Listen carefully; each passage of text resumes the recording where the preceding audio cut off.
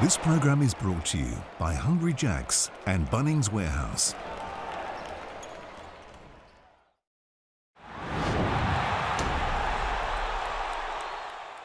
Round 6 of the NBL season concludes on a Monday night. It's Cup Eve.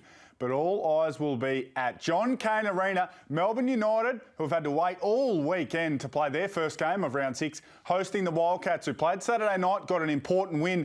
Now they come to Melbourne to face United. And I'm going with a big-time sports bet same game multi. We're going big. And I reckon Melbourne, because they share it around, take the unders on Daly, the unders on Ian Clark in terms of points, and JLA. Melbourne will win the game, though. $16 if you don't mind. Enjoy the game. Imagine what you could be buying instead. For free and confidential support, call the number on the screen or visit the website. Coach, there are NBL games, but some are just a little bit more special than the other. Melbourne playing Perth. Brings back memories, doesn't it? It is. 93, the win. Hey, Cotton's coming to town. Is he ready to go? I think he's ready to go. I think he's found his form, the excitement, the buzz about the joint. Full crowd too, George. Absolute capacity. It's going to be a cracker. I got goosebumps. Let's get stuck into it, Copes. There is a nervous energy inside RAC Arena tonight as the Perth Wildcats try and get over this slump that is going on and threatening to derail their NBL24 campaign. Here he comes again. Down it goes! That's the Bryce Cotton we know and love in the Hungry Jack's NBL. RAC Arena roars as one. Ball in the hands of Cotton. You knew what was going to happen the moment Bryce Cotton got the ball. After a tumultuous week, the Perth Wildcats organisation breathe a collective sigh of relief.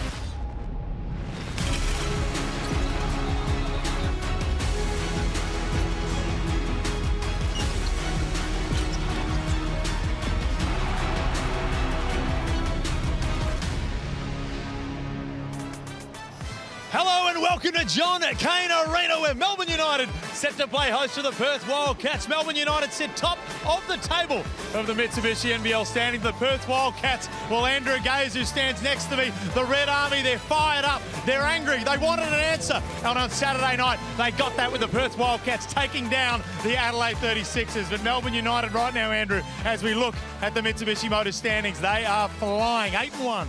Well, they are. They're the team to beat. They've shown right throughout the start of the season they can deal with adversity. The Perth Wildcats, they didn't want to play catch-up, but they've still got some catching up to do.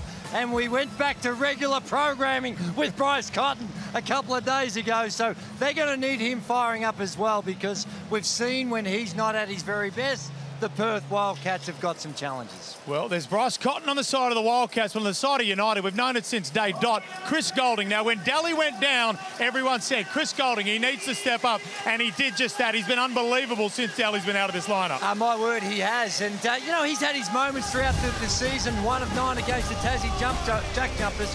But the thing about him, he's got a memory of a goldfish, and that's what you need when you're a shooter. He can do it in so many ways. He can look you in the eye and stick it in your eye. He can come off the stagger screens. He can create his shot off the bounce. And when he's over halfway, he's in danger. He is a problem for a lot of defences, and the Perth Wildcats are going to have their hands full because his confidence is sky high. Sky high confidence, memory of a goldfish, the perfect duo for a shooter. And Chris Goulding, at 35 years of age, is playing better than he almost ever has in his career. You look at that, 800 career threes, the number 1 in the 40-minute era. Andrew Gaze, as a man who just had the hand of God as an NBL shooter, you got to appreciate these numbers. No, he takes a lot of them, particularly as he's gotten older. More of his shots are coming from the three-point line than the two-point line, but he can shoot it from anywhere, and he's playing well. So how they create shots for him, and this man's got a lot to do with Chris Goulding as well. This is the big in for Melbourne United. Matthew Dellavedova returns from his concussion protocols. Chris Goulding, he's going to look to keep up those numbers, but Daly, a huge addition to fit back into this lineup. My word, the pre-season we all thought that he was going to come out and improve his game from the three-point line. He's been very aggressive on the offensive end, but the numbers are not quite stacking up just yet. I saw him today at lunchtime. He thought he could have played last week.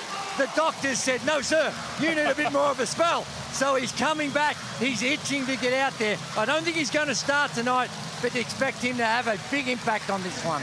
Well, that's Melbourne. Now, Jack Heverin and Leonard Copeland, Perth Wildcats, they got the win in Adelaide. Have you seen enough to say they're back? Well, they made some big changes, Felix. They certainly did. Leonard Copeland, great to see you. Some of the changes that were made, no doubt, would have been difficult conversations for John Rillie, but they had to happen and they worked. Absolutely. Harum Harris, you bring him in. He's a guy that sets screens. He does all the little things, rebound the ball, dive after balls. More importantly, he gets Cotton open, and he's not worried about his shot. There are some of the changes just quickly. Harum Harris coming off the bench to start. Jordan Usher going to the bench. Interesting too for Jesse Wagstaff. I know Wildcats fans have been pleading for the veteran to at least get some opportunity to play. And look, you want him out there because he's been around, he knows how to play. He's that veteran guy that comes on the floor, that organizes and get things rolling. There's Jordan Usher, as you can see, coming off the bench again tonight. 17 points, 4 rebounds, a couple of assists. It was the energy that he brought to that second unit as well, which John really sung his praises for after that game. As we jump into the starting fives, Melbourne United and the Perth Wildcats, two teams with differing fortunes, as Felix said. There's the United lineup, Drewy. It's a nice lineup, isn't it? Ian Clark comes back in. He's white hot. He's also been white hot from the perimeter. His numbers are off the chart. And Luke Travers up against his old team. That never gets old. And have a look at the Perth Wildcats cope. And you mentioned it already, but Ty Webster's going to have a big responsibility to get Cotton going. Absolutely. Let's get Cotton going. We want a good game tonight. We don't want to see a blowout. We want to see a tight buzzer beater. Sold out crowd at John Cain Arena. The third time this season that Melbourne have put the sign up out the front. Melbourne Cup Eve basketball. And the final game of round 6 here in the Hungry Jacks NBL. First look at the game, goes to Golding. And how's the head fake? Had two options. Bryce Cotton to think he was going to flare to the corner. He turned his head. When he turned his head, he was gone. He was cooked. Beautifully done by Chris Golding. And Cotton says, whatever you can do, I can't do. Foul on Luke Travers for some holding. So, what does Saturday night's win mean for them? Here's Chris Golding firstly. You missed it on the top of the screen, but here he's coming off the single screen, stepped straight into it, and he is impressive. When you see him warming up, Coach, you don't, I know you were pretty good, but gee whiz, that's a heads-up, sneaky little play. We don't see that too often at this level. Going back to Golding, I've been saying this for years. To get him going early, how loud was the crowd after that three-point shot? Ooh. Travers against his former team. Loses possession. Got hit in the head by the looks. And this looks concerning. And straight away, Ian Clark was on the scene and put his hands up to the officials and hit his knee. Hit the knee of Doolittle, looks like. And well, you want to be optimistic here, but this is not looking good. It's just that the trip goes down and then whack into, oh, excuse me, it wasn't Doolittle. Hook Porty. There was Hook Porty with his Porty's knee. sore knee as well. Hook Porty's walking off with a sore knee as well. So Hook Porty comes to the bench. Felix will be all over that, but the primary concern right now is Luke Travers. Melbourne have only just got Matthew Dellavedova back from concussion issues. Well, with how cautious we are these days in all sports with head injuries, and I think it's disappointing, but I would be very surprised if Luke Travers comes back into this game. He'll certainly undergo the protocols and all of the relevant testing. Both guys going back to the locker room. Wow. So a costly play for Melbourne. They lose possession and 2 players. First time they've had their full complement of players to choose from. May not be for long. And in the second possession, they lose potentially 2 starters. Melbourne 8-1 to start the season. They stand on top of the Mitsubishi Motors ladder. The Perth Wildcats made it 3-5 after their win on Saturday night in Adelaide. Harum Harris scores from underneath and puts Perth in front. I love the way he plays, man. He's hard-nosed. He's not out there trying to get up his points, but he takes advantage of what's given. He made a significant impact on Saturday night coming into that starting lineup. And Clark, first opportunity for him. Kyle Bowen kicks it back out to Illy. That doesn't go either. Wow. Jay Illy is having a real tough season from the floor, particularly from the three-point line, only at 20%. He shot that at 39% last season, Drew. It's just not happening for him at the moment. It's happening for Doolittle, though, and it's happening for Perth. Well, it seems like they've made the decision to go with Doolittle. 34 and a bit minutes, or almost 35 minutes in their last win. And he was only averaging 23 before that, so it seems like John really decided to shorten the rotation, go with his main 7 guys, and play out of it from there. His hands from Pinder. And Ty Webster's exploring quickly up the other end. Here's Harris once more. He was in there for too long. That was a quick 3 seconds. The other difference here for Bryce Cotton, it'll be interesting to see what this looks like for him. With respect to Adelaide, they don't have a Shea Ely. And Shea Ely already has been chasing Bryce Cotton around relentlessly. Yeah, and Copes is right. They can platoon on him with elite defenders. Shea Ely, Matty Dellavedova, Ian Clark can get up and in and make life tough. So it's one of the more difficult challenges. They're elite. They're the best defensive team in the competition, Melbourne United. Joe Wildcats Jr. misses from underneath. Here comes Pinder down the lane with athleticism. Takes the contact and one. Oh, Perth ain't messing around. They're coming in here to get this win, Drew. 14 on his Well, they've had a great start, 4 or 5 from the field.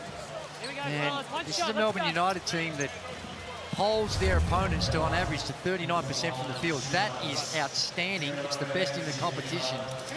And how they deal with transition with Pinder as well. It's a bit of an adventure when he goes to the free throw line. But it shouldn't be. The form is really good from Pinder. But he has some challenges. Only it's 69%. That form, Worth is a little bit better than that. After conceding the opening bucket, they've gone on a 10-0 run, the Wildcats.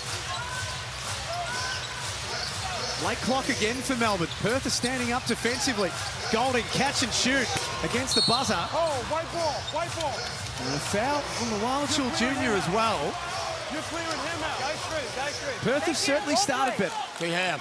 They look better. They look like they're playing with a lot of confidence now. I mean, sometimes it just takes one win, and that win gets you going. I mean, maybe a team meeting, guys sit down and say, we got to come out here and do our job, and it's happening. Or maybe you just tighten up the rotations. Players are playing out there, and they know that, okay, I might make a mistake here or there, but I'm going to get my minutes, and the anxiety is often relieved when you know you're going to get your minutes. And Webster, wow.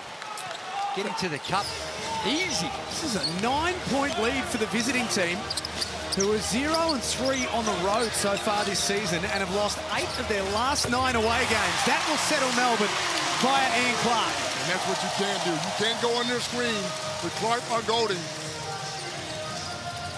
Coming up high, pick. Doolittle from the corner. Here's Hiram Harris doing Hiram Harris things. Cotton thought he was fouled. John really certainly thought there was contact as well. Matthew Dellavedova getting set to check back in. Nice pass from Golding. Found the Wildcats Jr. who had the seal. Good entry pass. And good seal, like you said, the positioning that the Wildcats had. And Pinder's got to do a little bit better in preventing that.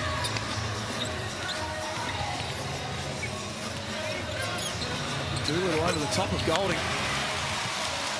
Missed one he should have made. Perth 5 of 9 from the field to start the game.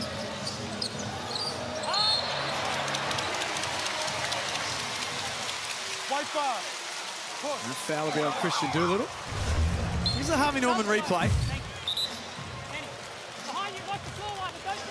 Yeah, you can't go underneath Ian Clark. He is an exceptional shooter. And he's having a great season from the field as well. He's 50% from threes. On decent attempts too. A little over 5 a game. 51, 50, 100 is his shooting clip for the season. No foul for Golding. Certainly made his feelings known. Let Dellavedova into the game. Cotton blew past him and lays it up. And they're the ones you love to get You've missed your first 2, 3. Chris Golding's irate. Felt like the defensive rules broke down, and they certainly broke down for the Perth Wildcats. Usher, you want to be the defensive player of the year. You're going to have to do a little bit better than that. I think he heard you. we're close enough here at John Cain Arena that he could definitely hear that. Alex Sarr also in for his first minutes. Here's Usher. Tough off-balance jumper. He looked at Drewy and said, cop that. Yeah. Well, sometimes your best defense is your offense. They better find him quick. Let me tell you now. He's got that eye, and he's talking about it, too. Look at that, bro. Ian Clark's got 6 points. He's the game's leading scorer. Melbourne Cup E basketball at John Cain Arena.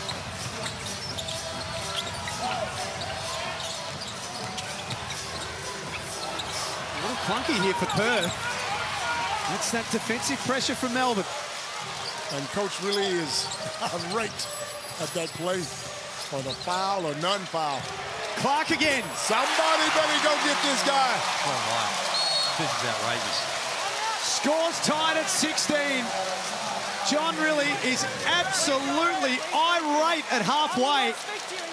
I'm not sure that's his biggest issue right now because Ian Clark is cooking. John really went about it as if he wanted to get tech. Yeah. He wanted to make a statement, and the official did the right thing and just walked away. Gave him a little bit of a warning, but this is a good timeout because they've got to find a solution to Ian Clark. 16 apiece in the snooze timeout. 3:44 remaining in the opening quarter. Let's get over to Felix von Hoff, who has got a very special international guest.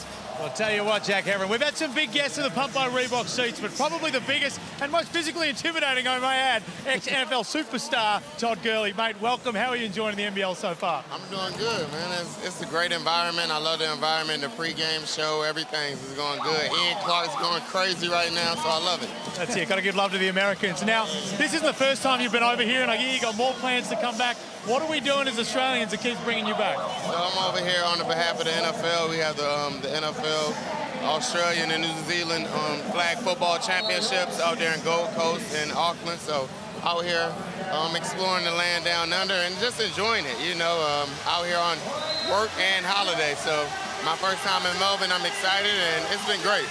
Now, I know that obviously you can qualify for the Olympics with flag football. Has Australia locked in a coach yet? Is there any chance? Need one. I think they need me. There we go. Whoever's running that organisation, we've got a coach right here. Open the money bags and get it done. Back to you. Back to you. Thank you, Felix. Three-time Pro Bowler Todd Gurley in the house. Hopes a couple of changes from John really out of this time. Absolutely. You bring in Wagstaff, the veteran, on the floor. You slow that thing down, set those screens, and he might give away a screen. Wagstaff's the kind of guy that might hit you and give away a screen. True. Let's just go back to John Riley here, who's still making his feelings known to the officials. My word, he has certainly been very demonstrative in his feedback, and just might need to be careful. You know, sometimes you want to make a statement. I think he's got the best of both worlds. He's made his statement without getting a tech. That's a pull on the jersey.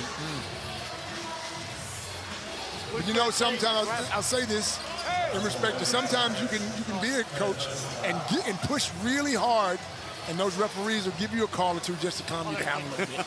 And Drew's an expert at it. Ask him, he knows. No.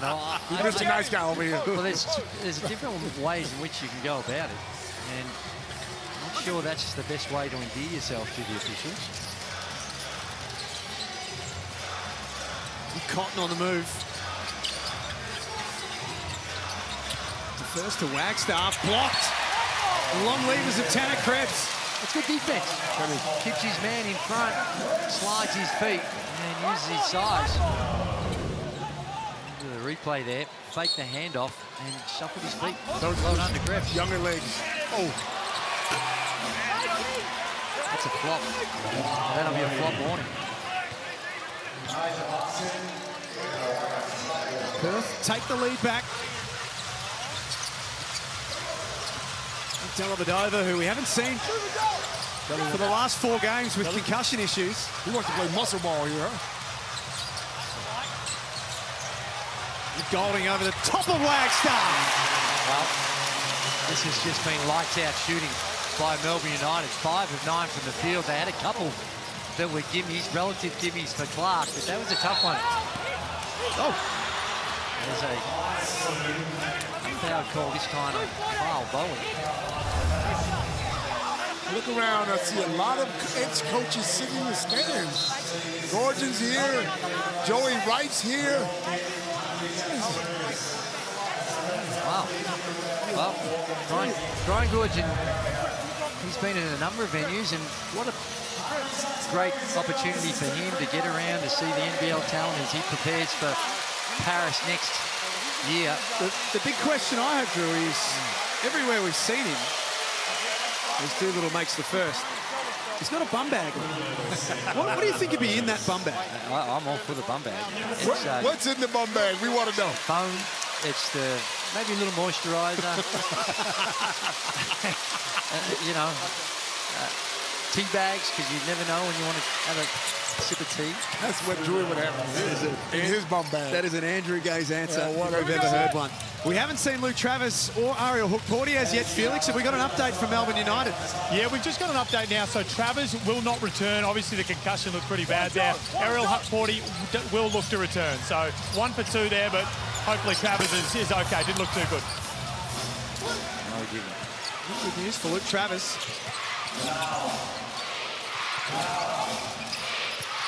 Oh, Usher almost travelled. Backs his way in. He gets the offensive rebound. Can't score the second time around. But I love it. I love the fact that he wanted. He wanted the ball. He went and got one that he probably shouldn't have got. There's an offensive foul. That's Wagstaff doing what he does.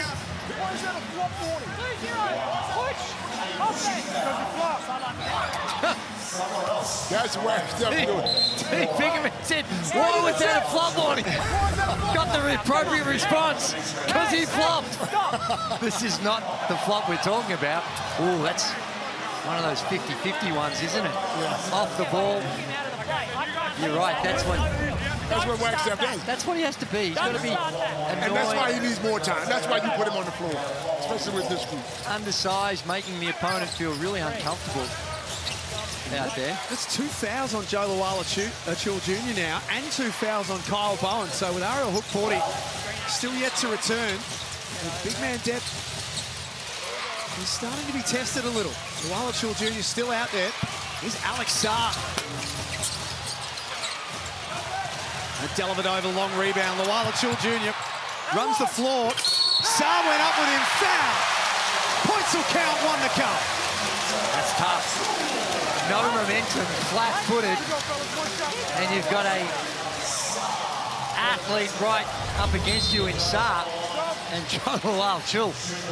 Firstly, the athleticism to beat everyone down the floor, and then secondly, to go up on a standing start, Cokes. Oh, that's not easy to do. Not all of us can do it. One guy. Cokes, you needed a bit of a run up every now. You needed a bit of a runway. Oh my goodness. Just a little reminder. Is it the YouTube highlights? I don't know. But I see Usher playing. It looks like he's in a hurry, like he wants to prove himself. Maybe just slow down a little bit. We know you can play. You know, the last 2 attempts, they were good attempts. Just slow it down. You got this nice size body. Post a guy up and get it done. Let the ball find you. Yeah. Don't always have to do it off the bounce and create your own shot. Here's Dellavedova. Well, this is some sort of shooting. 6 made 3, 6 of 11, 54%. Cotton, nice find for Pinder. Billy went up defensively, and eventually Keanu found a way. Patting the rebounding stats. That's some Moses Malone type stuff there. Start out. Foul's on White 8. Push. Start out. Usher called for the foul. Shaili, a little tender. All the wrong spots. Billy come off that screen like he knows what he's doing there. It is, and you saw him at the start of the season. He clearly put the work in with his body and his shooting. I've got no additional information to offer him, so I'm going to go with him. Here we go. It just hasn't got going for him.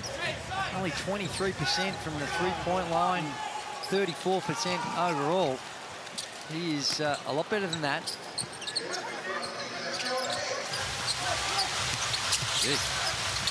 Krebs pops out. Great play. It really goes off on the score bench. Cotton only the 2 points so far. Dellavedova and Illy have done a great job trying to quell his influence. Usher. Well, see, there was still 11, 12 seconds on the shot clock. That's a poor shot to settle for at that stage of the shot clock. Now Pinder picks up the foul. Just went to sleep for a moment. Hook Porty never slips. No, they're pushing it. Melbourne United, every single possession. Perth don't make the basket. Even on a made basket, they really test your defensive transition as Bryce Cotton gets a spell. And he doesn't get to rest too much. Averaging 37 minutes a game. Is that a lot, Drew? No, not at all. But I'm just waiting for it. I was waiting for it. In this time, in this day and age, it is. It's a lot, yeah. But what would a guy back in the day play, Drew, like yourself? 40. He got 40. No, well, 39.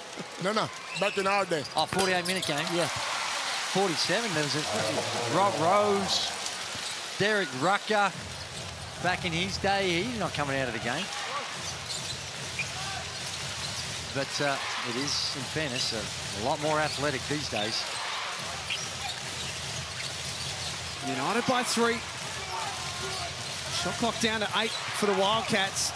And this time Pinder takes it out. Hook Porty at the other end and gets the whistle. Push, 16. Push. I just see a different side of Perth Wildcats now. They look like they're hungry, like they're invigorated. You know, they look like they want to play basketball together now. I was there on Saturday night, Copes, at RAC Arena. The energy inside that venue, all's well that ends well. They had a win, and it calms the farms for now, but got started for a moment. Yeah, it did. When Adelaide went on a tear, hit the front by 4. And the good news is they were able to settle it, and they've shown throughout the season. They play some really, really good basketball, but they're just having these patches that they go through, both offensively and defensively, that's causing them some problems. Well, a lot of that is because you got new players, too. A lot of new players that haven't played together before, so.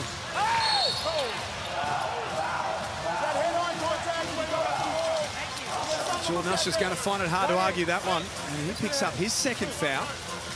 Bonus free throws for Melbourne. Here we go, 2 shots. Let's go, please.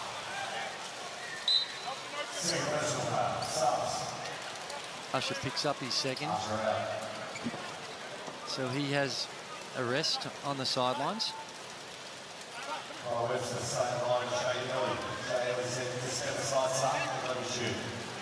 There's Dean Vickerman, 8th season in charge at Melbourne United. And plenty more to come, too. 5-year deal. Yeah. Wouldn't be surprised if you see another 8.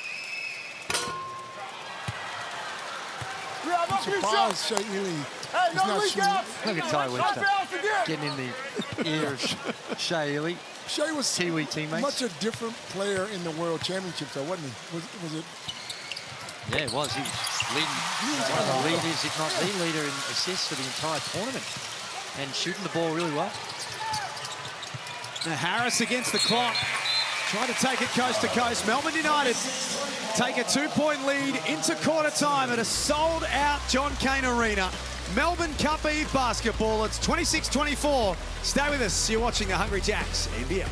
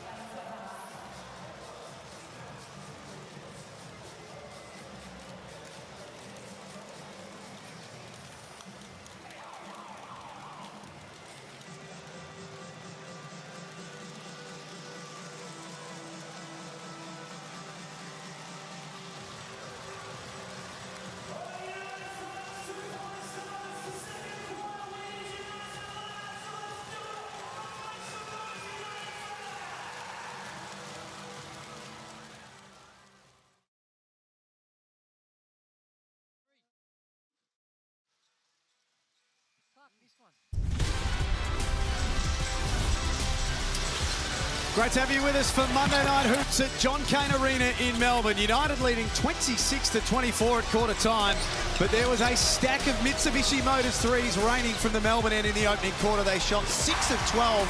Ian Clark was the man with the hot hands, 3 of 3 from deep. Not much between these two teams at quarter time. Andrew Gaze, Leonard Cope. No, there's not. And you talk about the three-point line, 6 of 12. They only had 16 field goal attempts, and 12 of them coming from the three-point line. But 8 assists, though, Joey. That's right. So they're moving the ball well, and of course, they also they went to the free throw line a couple of times as well, but clearly doing their damage from the three-point line. Bryce Cotton not out there to start the second quarter. Ty Webster, that is a tough look for 3. Pinder crashed the glass. There's been called for a foul over the back. Jeez. And that'll be his second. I don't know about that all night long, man, at both ends of the floor. Yeah, John really about it. And two guys just going for it. Quick look at the replay. Pinder, I love the attack on the rim. Gee. Oh, I think Johnny's comments is fairly valid. Krebs with his first bucket of the night. Pushes Melbourne's lead out to 4.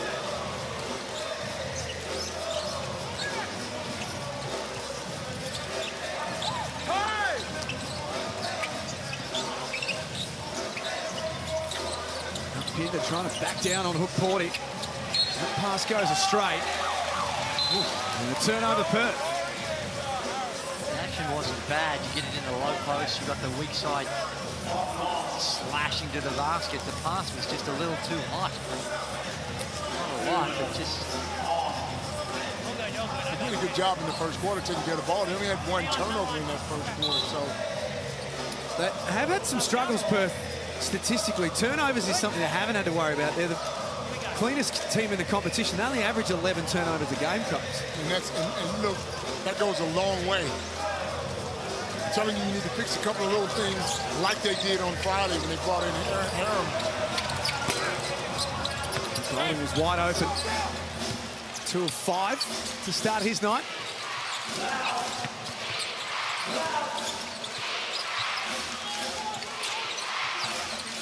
Webster baseline on Clark.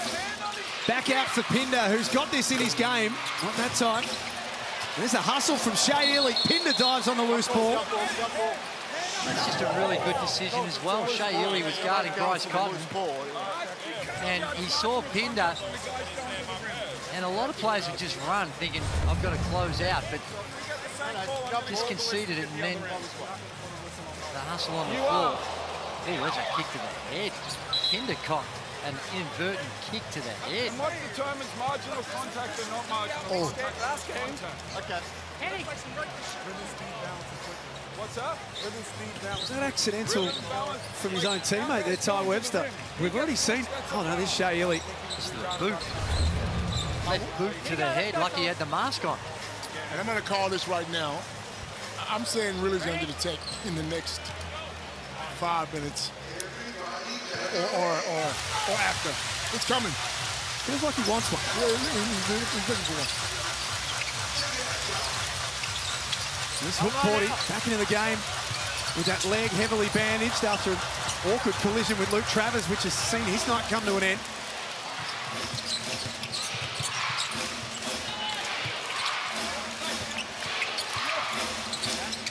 Cotton got away from Ely for just a moment. Doesn't score. And no foul for Pinder up the other end. Hook Porty runs the floor. No foul called at that end either. Cotton on the tear. There's a foul. Points will count. I think the play before, Jack was more, thought there might have been some goaltending. And on the, see the hit of the backboard? I don't think they were asking for a foul. And I love the play, though. When you're dealing with Shea Ely and he's in the lanes trying to stop you from catching the ball, no matter where he is on the floor, you become susceptible to the back cut every time.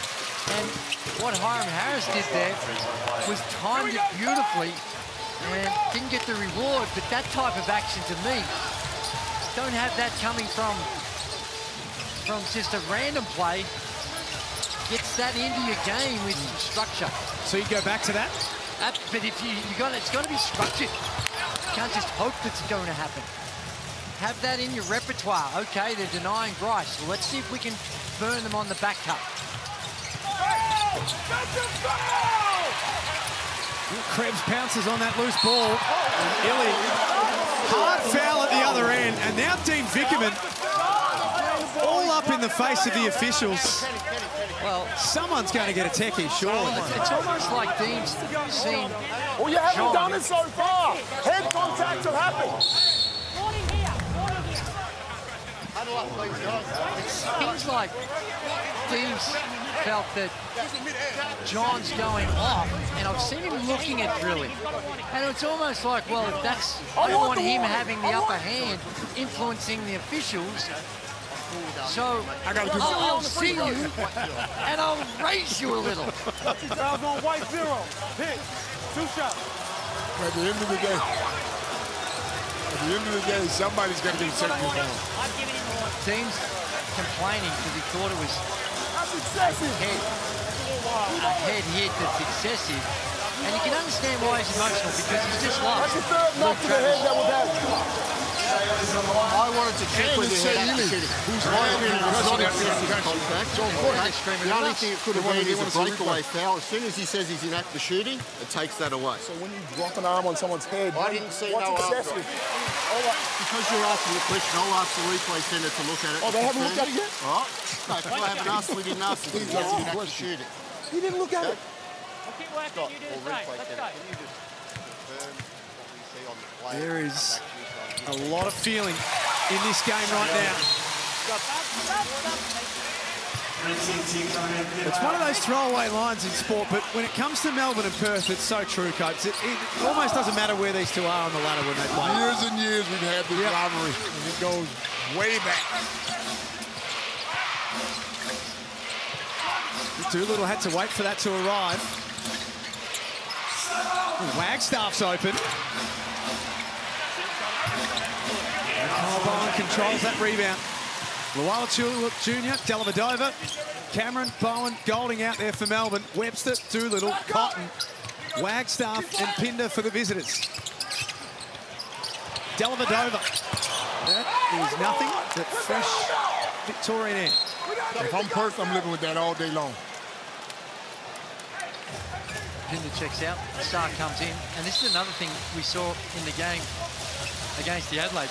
Star and Pinder were basically just splitting time. And do you like that? Can you? John's just, I think, still trying to figure things out with these rotations, and maybe he thinks that, well, we can't play them together. And that'd be primarily for what they've got to do on the defensive end, I suspect.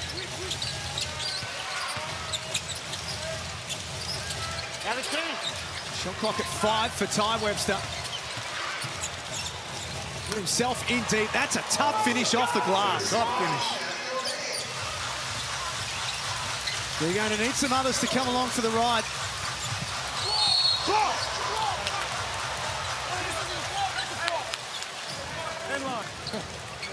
These coaches aren't happy today, are they? They are not happy. Baseline. They're sailing very close to the win, both coaches. Baseline here. Chris Reed, Ken Widgeon, Jack Taylor have got their work cut out for them tonight. I've seen games where it would have been 2 or 3 checks called already by now. There is a real playoff type intensity to this game. And as there should be. Perth Wildcats playing catch up on the season. You love the urgency and desperation that they're playing with. Definitely went off blue. We got to go white. We're going white. White ball. White ball. It's all right. It's wet. No problem. We'll fix it.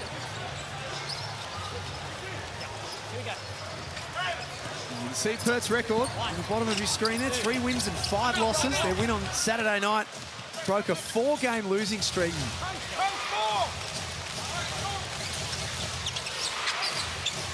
Coach has said there's some renewed confidence about the way they're playing. Alex Sarr is full of confidence. Perth back in front. If you look at their bench when guys score, everyone's jumping up. Everyone wants to be involved, man. So obviously winning feels good, but you need that.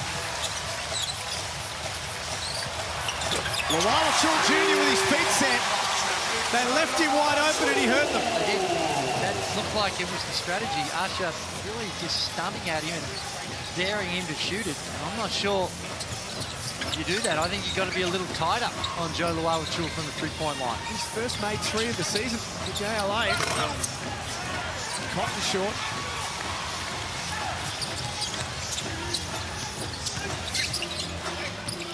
Flynn Cameron, strong body, great pass into the corner for goal. Catch and let it rip. When you got that green light, Jack, sometimes that basket can be this big. My word, it can. I'd so like to get an update on Ian Clark. He's been on the sidelines a long period of time, and hopefully he's not having some more problems with that hamstring. We'll get to Felix in a moment. An update on Ian Clark. Stop. Thank you. White ball. Look at the Harvey Norman replay, boys. Yeah, it is. And that's just wide open. You see Usher not even carrying a hand. You've got to at least throw weight your hands around. Now this is just flat out tough. Behind the backboard, easier from that corner with the right hand. But that's a tough shot made look easy by the 800 three-point man in Chris Golding. He has 9 points. Ian Clark has 9. Melbourne's leading scorers. As good as they're playing, Perth are still in this match, Jack. Let's get over to Felix von Hoff. Thanks, Jack. Well, I'm with Danny Morso here. If I was to list all your accomplishments, we wouldn't have much time to talk, so I'll keep it to one. The first Indigenous man to be inducted into the NBL Hall of Fame. How fun is it to be here tonight? Oh, it's just absolutely great to be here tonight between two great teams, you know, playing tonight. I'm really excited. But I think, you know, with how the game's going now, it's been fantastic, really, before half-time. It has, and the crop of Indigenous players we've got within the league at the moment, it appears to be growing and growing. Basketball's in a really good place. Oh, absolutely. I'd like to see it grow more and more, you know, with young kids coming through the ranks right now. So I'm really excited about tonight and tonight's game. I'm going Melbourne United tonight. Now, this is something that I want, and I want you to back me up on it. The Indigenous jerseys, they're an absolute hit. Surely we want something permanent, whether it be just a little bit, or I say go the whole thing, but the Indigenous artwork to be a permanent thing on the sports jerseys. Oh, I think so. I think, you know, that's the future. You know, we should be Indigenous rounds every night, every round, you know, like so. But at the end of the day, yeah, I'd love to see that happen. So would I. Thanks, Dave. Back to you, Jack. Thank you, Felix, and great to have Danny Morso here tonight as well. My word. Had the pleasure of playing alongside the great man in the 1984 Olympic Games in Los Angeles, and he was one of the pioneers of the sport. Believe it or not, he spent some time as a foreman when he was back in the day. A little bit of three, a lot of four. The undersized overachievers, they used to call us back in the day with the Australian team. So Perth inbound. Felix, you've been around the Melbourne United huddle. What's the latest on Ian Clark? Yeah, well, it looks like Ian Clark's going to take no further part in this game. Another blow to United, of course. Travers already out for the contest, and Ian Clark as well. He's got no ice on or anything, so it looks to be that recurring injury rearing its head again. Oh, that's not good. Wow. So no Travers, and you can see there Ian Clark despondent on the end of the Melbourne bench. They are a deep team. This is going to test their depth a little bit tonight. It is. And sometimes you need this kind of test when you're going into the playoffs and you know you're going to make the playoffs. It's true. But they've had to deal with it all season. No Luala-Chul to start with. Ian Clark's missed a couple of games. Delhi's been out. So they've been able to duck and weave. But they got a deep roster too, Drew. Probably deeper than most teams. They do. So they're able to handle it. And what they do is they play really good defense. 2 more for Luala-Chul. And Chris Golding should get a point for that. When he's coming off those screens, they are so Chris Golding conscious, which you have to be. There's a nice backdoor play. No, sir, says Luala-Chul Jr. That's Drury's boy. Bowen for 3. Don't worry about how it looks, just worry about the end result. It goes in, doesn't it? It's not how, it's how many. And he knocks it down. Comfortable. 50% three-point shooter for the season, Kyle Bowen. It is, but I repeat, don't try and execute like that if you're looking to be an elite shooter.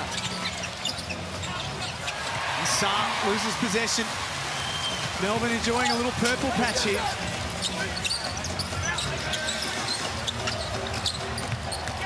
Dellavedova goes to work on Cotton. Finds his way to the line.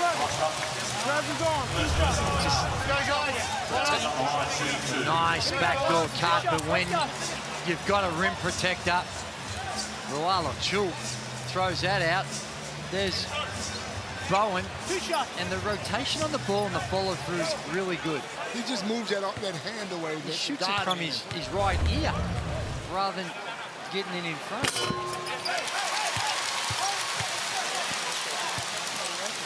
Almost a bit of Sean Marion. Oh, hey, I mean, Coach, I know you've got the app. This stuff here, it's the ultimate. If you want to know all the goings-on and all the statistical data, sign up to the app. Not the data. It's the same stuff that we get. So the fans can get access to all the same data that we get, which is a preparation. Which is a setback for us because we look like a little smarter. But they know we're just getting the data off the app.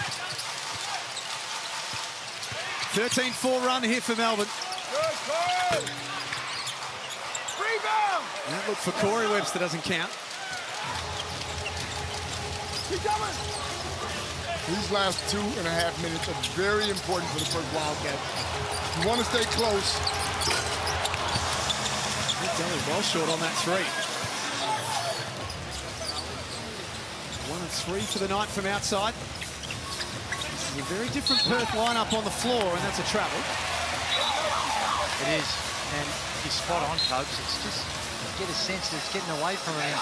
It's these moments that we've seen when things dry up on the offensive end for the Perth Wildcats. And the Melbourne United have been able to take advantage of it with some really good shooting at 52% from the field and 47%, 9 of 19 from threes. 14 made field goals, 13 assists. Yep. That ball's humming. They're making the extra pass, finding the open man, and they're knocking them down. Todd Gurley enjoying himself tonight in the Pump by Reebok seats. They are the best seats in town right now. Would you let that man tackle you? No, sir. No, sir. Have you seen him? No, absolutely. There's the Ian Clark injury too. Ooh. He grabbed it. Hammy tweaked it, and that's sad because he's a fun player to watch. He's lights out from the three-point line. Well, anytime, Drew, you got that number 21 on, you got to be good. Coach, that's true. Coach, but playing football, it's an Olympic sport. You played a little bit of that when you were back in the day, didn't you? I did. Not flag football. I played the real deal. You? Yeah. I know. Yeah. Here's their depth. We spoke about Melbourne United's depth, and it is going to be tested because for the remainder of that game, this game, no Clark, no Travis. And that's 28 points, 29 points gone. Where do you find those points? Now, Dellavedova do his best to try to get him, and Joel Alachu Jr., let me tell you something, he ain't shy. and they share it around. Melbourne United, like we said, been really good at moving the ball, getting the extra passes. It's not like you just need one guy to come in and take up the offensive slack. Melbourne having a few issues inbounding the ball.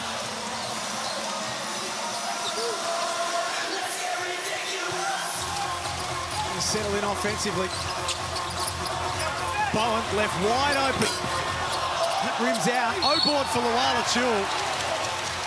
Hard foul, and Hiram Harris went to help him up, and he didn't want any of it. Didn't want a piece of it. Hey, Hiram. Hey, 2 shots, fellas. Here we go. 2 shots. Get lined up. Like 13. Joe Wildcats, I think he thought that there was just a little too much vigor on the contact. The one thing, if you're going to compete, now it's the pull down, the little one afterwards that Get off. And hey, man, you just knocked my brains out. Now you want to try to pick me up? Get your hands off me. I don't mind that foul. You guys do. I don't mind it. No, I don't mind it, but it's getting to that area where you just got to be a little cautious because it starts to head towards the one where you're going to get two and the possession. Yeah. But he did that one well. There's no doubt about his intent. It is hard for Bryce Cotton to touch the ball. And here's a player that can step up for the Wildcats. And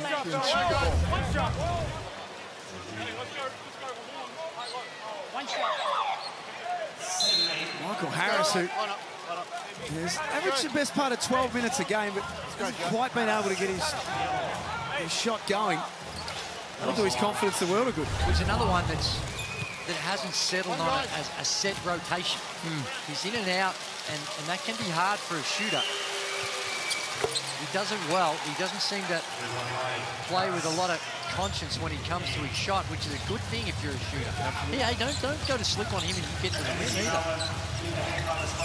South Australian junior product, very talented player.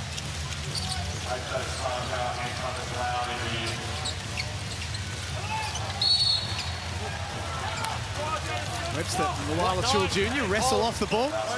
They switched, and on the switch, the mismatch was there, and Webster doing the right thing, trying to wrestle him. Have a look, so there's the switch. So they got the little on the big, and he's doing the right thing just to try and get in front. What you've got to do there, you've got to almost, if you're Webster, release the pressure.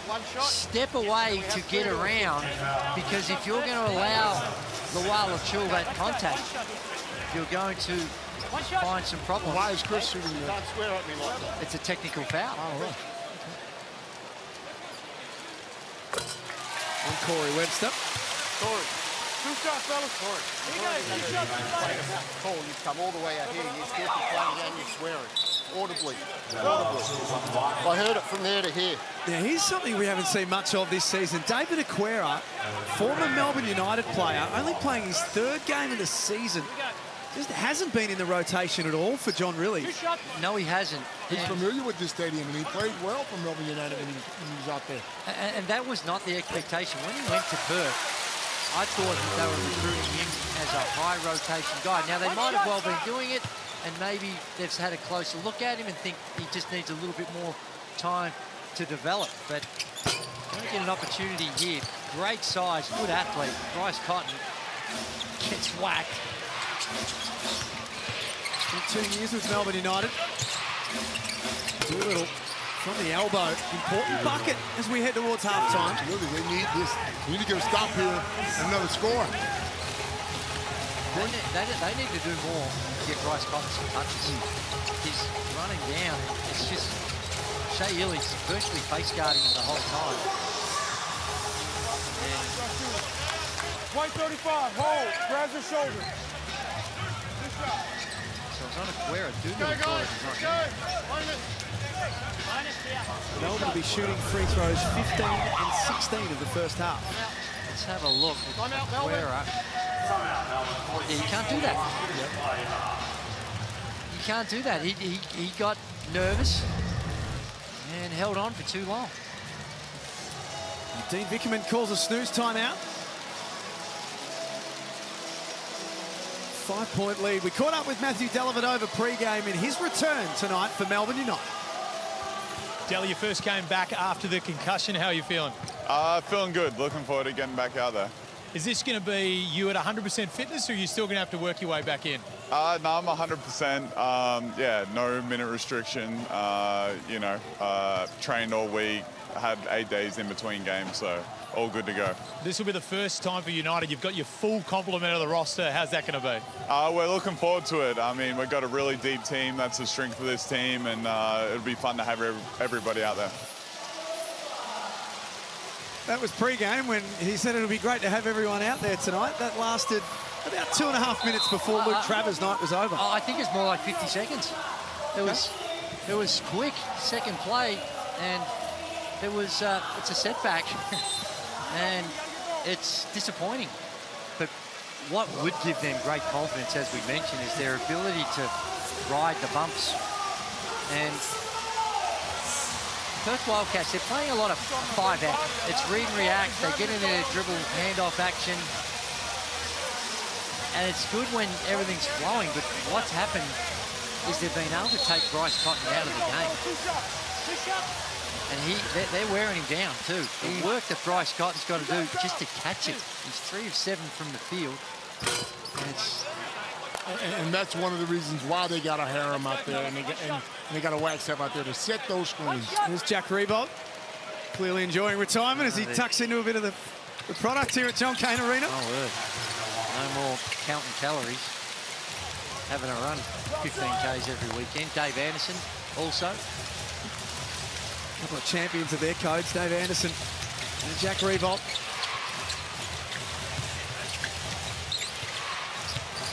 And Cotton got away from Illy, but Illy caught up with him in the end. Bryce gets a second chance and scores.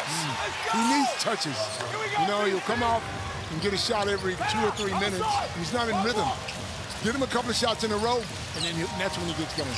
9 points on 4 of 9 for Bryce Cotton after 29 on Saturday night at RAC Arena.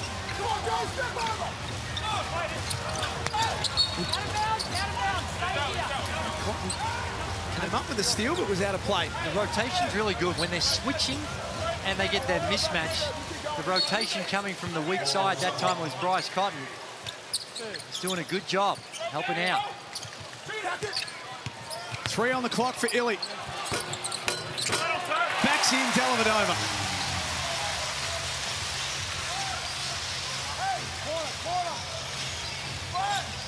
Now, a couple of seconds difference between the game and shot clock. Perth have got it back to 6. Would love one more bucket to finish off the half. Cotton a long way from the cup. Dellavedova got a hand on it. Perth have got 1.7 to work with. And they played it beautifully. They sent the double team, and then on the on-ball screen, they blitzed it. Just get the ball out of Cotton's hand, and they were effective.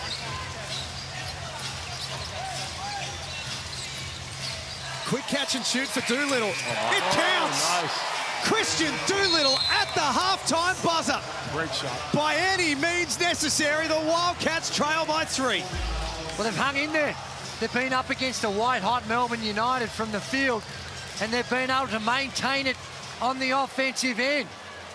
Got some foul issues.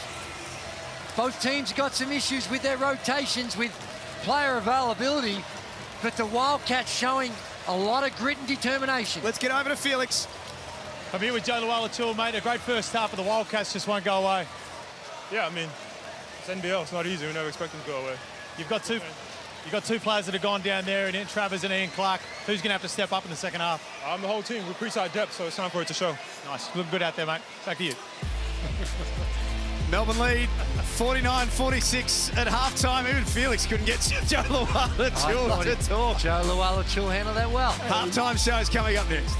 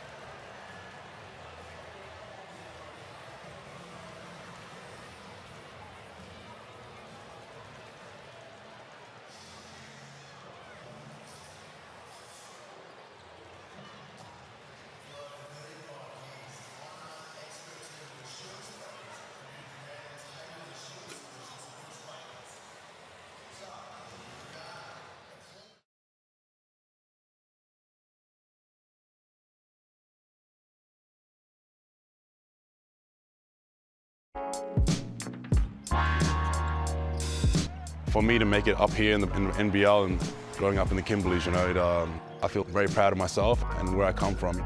I'm extremely proud, and my whole family is, so it's a wonderful experience to be a part of designing the shirt, having language as well as the Aboriginal artwork, symbolise the importance of First Nations people. You know, I love that the NBL has done that, and they're bringing awareness to the Australian community of basketball. I love to see it, and I'm very proud of the NBL for doing that. It means a lot to me, because it brings light to the Indigenous people in Australia, and to be Indigenous and to be one of the very few people who have made it in the NBL, it's good. I love it. And I feel like I could be someone like an ambassador type of guy that could inspire these people to, get out of their comfort zone and go out and achieve greatness, I'm meant to inspire them, but it inspires me to see that they're out here, having fun. I love to be a role model for these kids, because where I come from, there's not much. I want to inspire these kids to take that leap of faith, try and achieve their goals. I just really hope that I can bring light to that. Well, Keanu Pinder and his Wildcats currently trail Melbourne United by 3. If you look at the ladder standings, you may be a little bit surprised by that, but the Wildcats look like they got a bit of life in them. No, this is a highly talented team that just haven't had the results go their way, and I think they're still trying to figure things out, and there were some really good signs. Again, they go through these periods where you might see 2 or 3 minutes where they lose their way a little bit on the offensive end, but I think tonight we've seen some great performances with Doolittle in particular. Joe Lawala-Chul, he's come in and always going to provide that offensive spark, but the way in which he's moving up and down the floor, really good athlete, and he's presented some problems. A lot of switching defenses, and if you don't respect him from the three-point line, he'll knock it down. And Perth Wildcats, although they got blocked, a little bit more of those back cuts just to try and release some of the pressure. When we look at the Joe Lawala-Chul, Blackmore's shot chart here, 11 points, 4 of 7 from the field. He's always incredibly efficient. Oh, he is, and because he's operating around the rim, he gets out in the transition. Perhaps needs to do a little bit more work on the boards. He's only got the two rebounds, but the foul issues is something that he's got to be conscious of as well, and that combination that he has with Hawkporty as we move on, that is a tough tandem they've got in that 5 spot for Melbourne United. Well, the questions for a long time was who, but they seem to be coexisting fairly well. But on the Perth Wildcats side, Doolittle, who they've been looking to get a bit more out of, looks to have found himself here in this one. My word, he's scored. He doesn't look rushed. He doesn't look anxious. He takes what's given to him, and he can shoot it from the perimeter. But what he also can do is get on the boards. He's got 6 rebounds in this one, and you can see the strength of his man. He can play bully ball, and Chris Golding, he got called for a flop. But just the control, not rush, gets to his spots and still able to get his shot off. And this one on the buzzer was a huge one to cut the lead to 3 at halftime. And you just get that little bit of confidence going into the halftime break. And check the numbers out, the 6 rebounds we spoke about, the efficiency, the 4 of 6 from the field. He's been very good and playing more minutes, like I said, played a little over 34 minutes in that game the other night. Well, the pressure's always been on Bryce Cotton, of course, but it's these type of guys, as you can see Bryce Cotton get into the early warm-ups behind us. He's ready to have a big second half, but it's the guys around him that are the ones that really need to step up. Well, that's right, and I think being a little bit more conscious of screening, getting him opportunities to get freer, both on the ball and off the ball. Right now, he's running around and he's trying to get some touches, but they've been very effective, Melbourne United, of keeping the ball out of his hands. He's still been effective, 4 of 9 from the field, and some of the shots he's had have been pretty tough. So he looks good out there. Just need to find a way to get him a little bit more help and make things a little easier for him. Certainly, Bryce Cotton, well, he's out here shooting early, looking for a big second half, and the Perth Wildcats are going to need it. They currently trail by 3 to the top of the table, Melbourne United. If the pressure's on any team in this league right now, it's that man, the Perth Wildcats. Can they turn it around? A lot tonight will do it.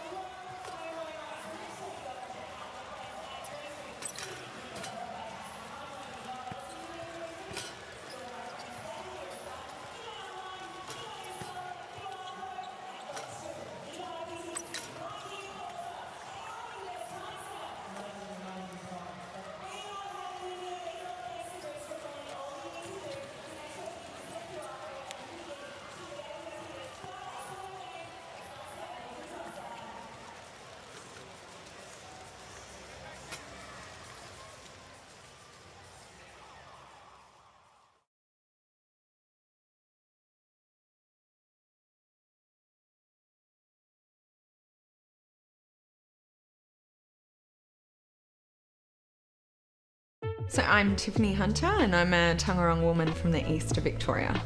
I wanted to be able to capture Melbourne United's full story from their beginning. Also, I wanted to be able to include Melbourne United's purpose and also capturing Melbourne United's values, which I think is really significant, and being able to embed Aboriginal culture into their story. The significance of, always moving forward is, represented in the artwork with the kangaroo paw prints. And I think it's really important knowing, seeing the significant milestones of Melbourne United from its beginning and just showing that, Melbourne United is always moving forward. To be able to see my artwork on, a professional player's jersey. It makes me just feel strong, it makes me feel proud, it makes me feel like we're included, and it just, brings me goosebumps when you see that at a high level being represented. It is a wonderful round, Indigenous round here in the Hungry Jacks NBL. Great work by all of the teams to get the right people involved and to have wonderful designs that not only look fantastic but have significant meaning behind them all as well. My word, they do a magnificent job, the NBL, all the clubs. And I tell you, I heard before the start of the game they had the Australian anthem sung in the Indigenous language, and it was one of the best anthems I've ever heard. How good was it? It was spectacular. Yep. How good is this crowd, though? They're really involved. Sellout at John Cain Arena, the third of the season for Melbourne, whose average crowd was a little under 10,000 before tonight. That number will bump up again. Cotton, first look at the third quarter is short. How do they get him more open, Coates? Look, by playing guys like Harum and Wagstaff to set him screens and know they got to get him the ball. It was a better set to start with. He came off a couple of screens.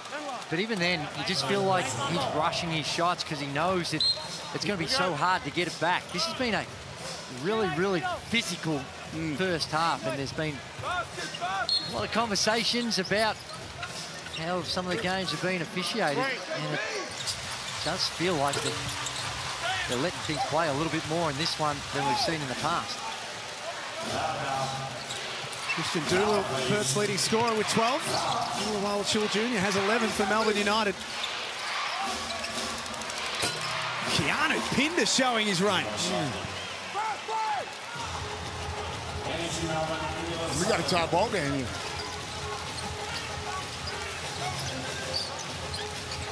If you have just joined us or you missed the start of the game, Luke Travers suffering a concussion in one of the first plays of the game, taking no further part, and Ian Clark also out of the game. And based on what we saw at halftime, as Golding has to rush one up, not a bad defensive set. Ariel Porty does not look like he's going to play too much. That knee injury that he's dealing with, he looked hobbled. Christian Doolittle, Hiram Harris, I should say, might have got away with one there. I don't think I've seen these coaches go off on the referees like they have today. They're not hearing it. Wildcats Jr. trying to bang in on Pinder, who has 3 fouls. He's skating on thin ice right now. Dellavedova all up and in on Cotton, but Bryce finds a way and doesn't get it to stick.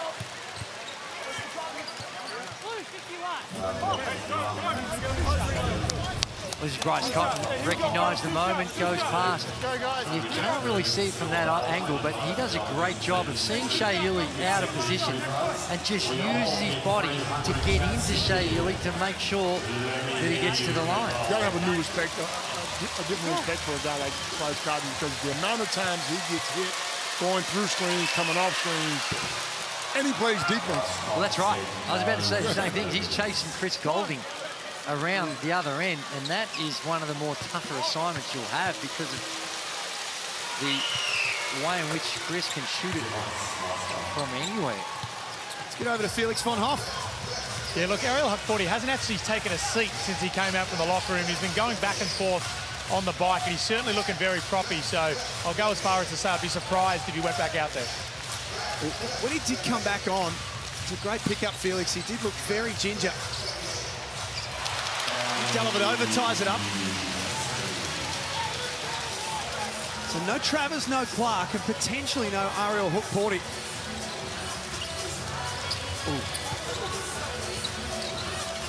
Webster. That's short, and Golding gets things moving quickly for Melbourne. Has Dellavedova in transition. What, 0? I think they also do is respect the cuts.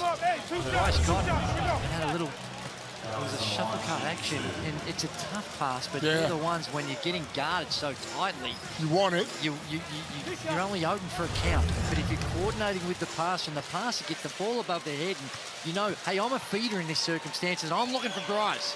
And if he's open, I'm going to get it to him. Sounds easier than it is, I think. It absolutely is, but it's what you have to do when you're being played like this. And Sally down the other end does the right thing as well. Draws the foul, gets to the line, knocks down a couple of free throws. At 11, 6 and 6 when they played in round 3. It was plus 14 that night at RAC Arena. Second meeting of the season between these two teams. Illy all up and in on Cotton. Doolittle inside for Pinder. Can't score with the left hand. See, Harris is just so good at going to the glass, doing the little things, Drew, that they didn't have before. Yeah. Here we go, 2 shots. Get a rebound, find Cotton, get him a shot. Get lined up, 2 shots. It is.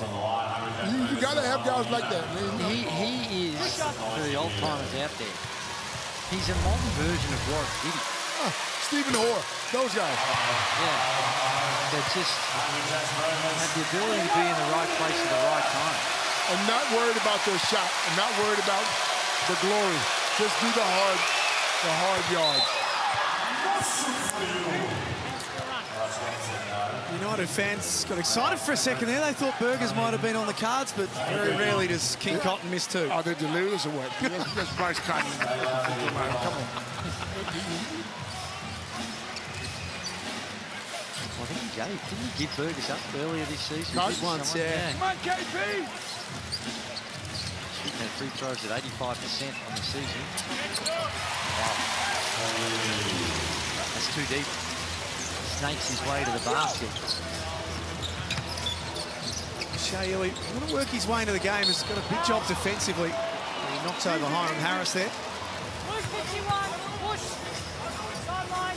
Now here we go, fellas. Next play, side out. Next play, side out, fellas. What are we reading into Corey Webster? Side out, here we go. Drury and Copes played just 8 minutes on Saturday night, and we've only seen him for 5 in the first half, 5 and up in the first half. Nearly 3/4 of this game. You want the truth? What are we reading into it? You're not going to get in time because you're not doing what you're supposed to be doing out there. Well, I think it's not just that. I think it's John really just shortening the rotation as well. And coming to the conclusion that I need to get my guys and get them on the same page and get those connections going. And then maybe you can expand it out a little bit from there. But right now, it's if you're going to do that, someone's got to sit. Harris drives, falls short. Strong rebound by Tanner Krebs. Easy, easy.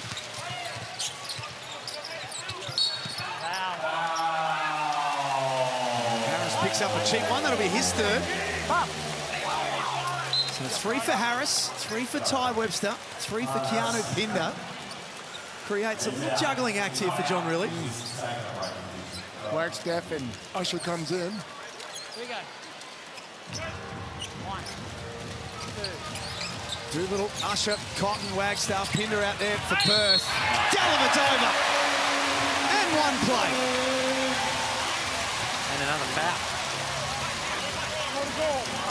It's Usher's third. And it's just a quick spin. And the 40 checks in as well. That's a great move, but it's as simple as this, Coach. It's not being harsh. Usher's got to do better. Yeah. Just has to do better. Square him up. Don't allow him to spin on you. And Daly's the sort of guy you can give him a little bit of space just on the numbers so far this season. 17 points off the bench on Saturday night, Jordan Usher. It just hasn't looked the same, Jordan Usher, tonight, unfortunately. He's had some foul trouble that he's dealing with as well. 58-52 at John Cain Arena. Cotton no good. And Cameron into the corner for Krebs. This rims out.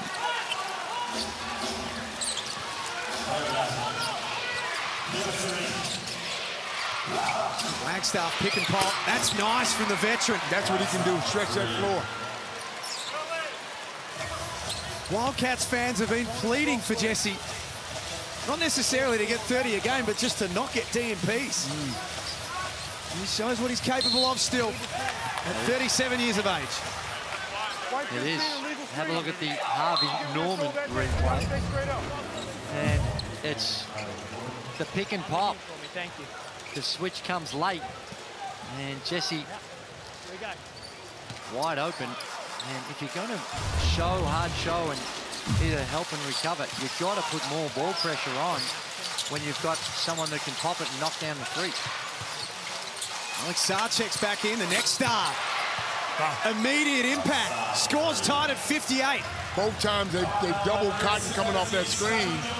The rotation is not there. Somebody's wide open. Every time it looked as though Melbourne were going to scoot ahead, to Perth's credit, Copes, they've found a way to stay in touch. And that's what I'm talking about when it comes to just looking a lot different than what they've been looking. I'm with you. You see that pass from Wagstaff? He didn't even look, just dropped it. There's the double team. And the extra pass in the rotation. That's the close.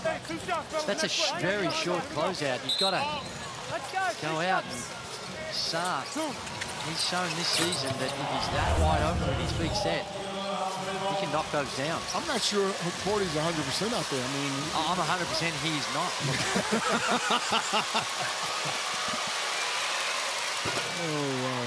He's had some issues as a consequence of what took place with Travers that sent Travers out with those concussion protocols. It was the headbutt to the knee that's affecting Hook Porty.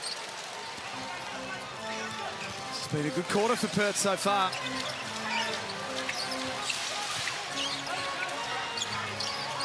They trailed by 3 at the main break. Golding stepping back. And now 3 of 10 for the night. It was a fast start for Golding. They've quelled his influence. Stay here. 11 with the push. Stars on shooting. They've got some momentum right now, the Wildcats. They do. Clint Cameron trying to do the right thing and box out. Got underneath the airborne player. Foul call. And Walla Chul comes in for Hook Porty. Hook Porty, well, he did his best, but he doesn't look good. Daly checks out of the game as well. And some very interesting body language here from Melbourne. Coach Joe Lawala-Shaw Jr. calling for a bit of calm. Chris Golding's frustrated. That's what happens when you when teams come in here and don't let you push them around. I think it's good for the league. Melbourne have absolutely dominated over Perth in recent times. They've won 10 of their last 12 meetings between the two teams. But the Wildcats are controlling things in the third quarter. The final game of round 6 is part of Indigenous round here in the Hungry Jacks NBL. Illy's pass underneath. Great find for Lawala-Chul. So you got to know your personnel. You run out at Shea, he's going to go past you. Make Shea shoot that three-pointer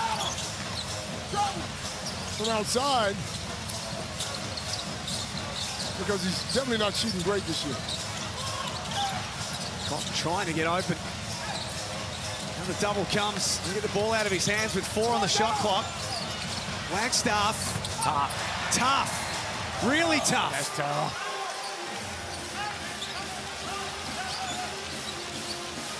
In a time of need, Jesse Wagstaff is playing some very important minutes for the Wildcats.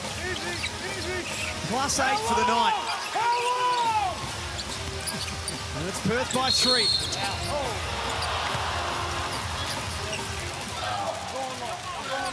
Hang on, Kenny. Hold on. Shooting foul. Thank you. Shooting foul. Okay, because I had a rebound. No. Shooting foul on the other side first.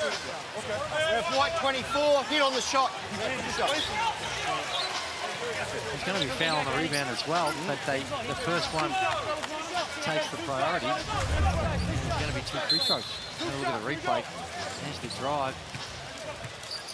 The contact just forearm by Wagstaff. Probably worked out well for Joe Luala-Chul Jr. That would have been number 4 on him. And Tanner Krebs, first season with Melbourne United, averaging a little under 6 points a game in the 18 minutes that he's getting per game this season.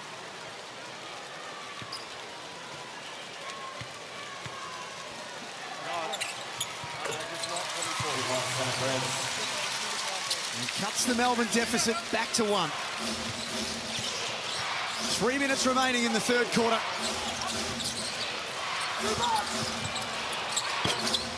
Not that time for Wagstaff. Look at the athleticism from Alex Sarr. Took that ball at its highest point. Stolen by Luala-Chul Jr. Look out!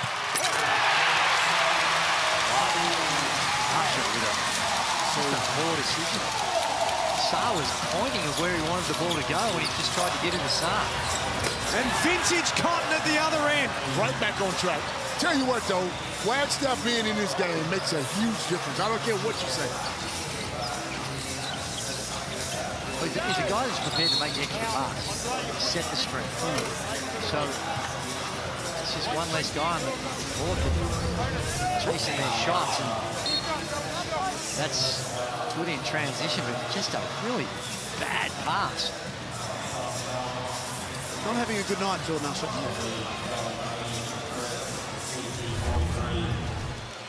Wagstaff comes out of the game. Perth going with Doolittle, Usher, Cotton, Sarr, and Aquera. Melbourne have Luala-Chul Jr., Dellavedova, Cameron, Bowen, and Illy out there. If I'm John Riley, I'm giving Wagstaff 2 minutes, and I'm getting him right back on the floor because they look better as a team, more organized.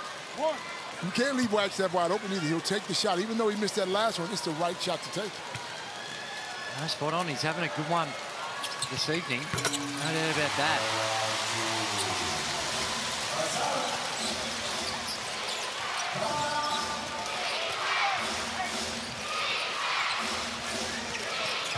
Sarr with a handoff to Usher. He's trying to get himself going. Aquera wide open. Good looking shot.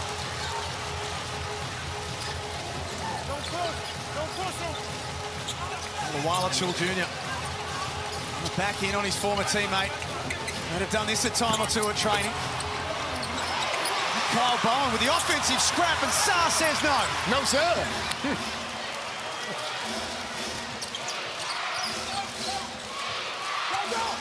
Perth looking to take the lead back.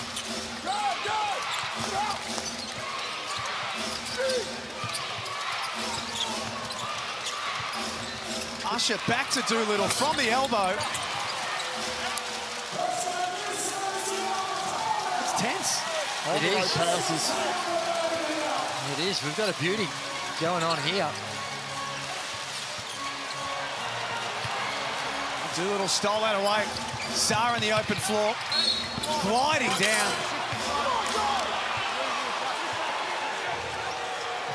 Dean Vickerman not happy with Luala-Chul Jr. I love the control of the big fella. You still get those in the NBA excited. Gets the rebound. Have a look at the big fella. Handle it. And then just the control at the end. Just a slight movement there by Delhi. Picks up the foul. 7'1", 18 years of age. He's got the world in the palm of his hand. 100 he does.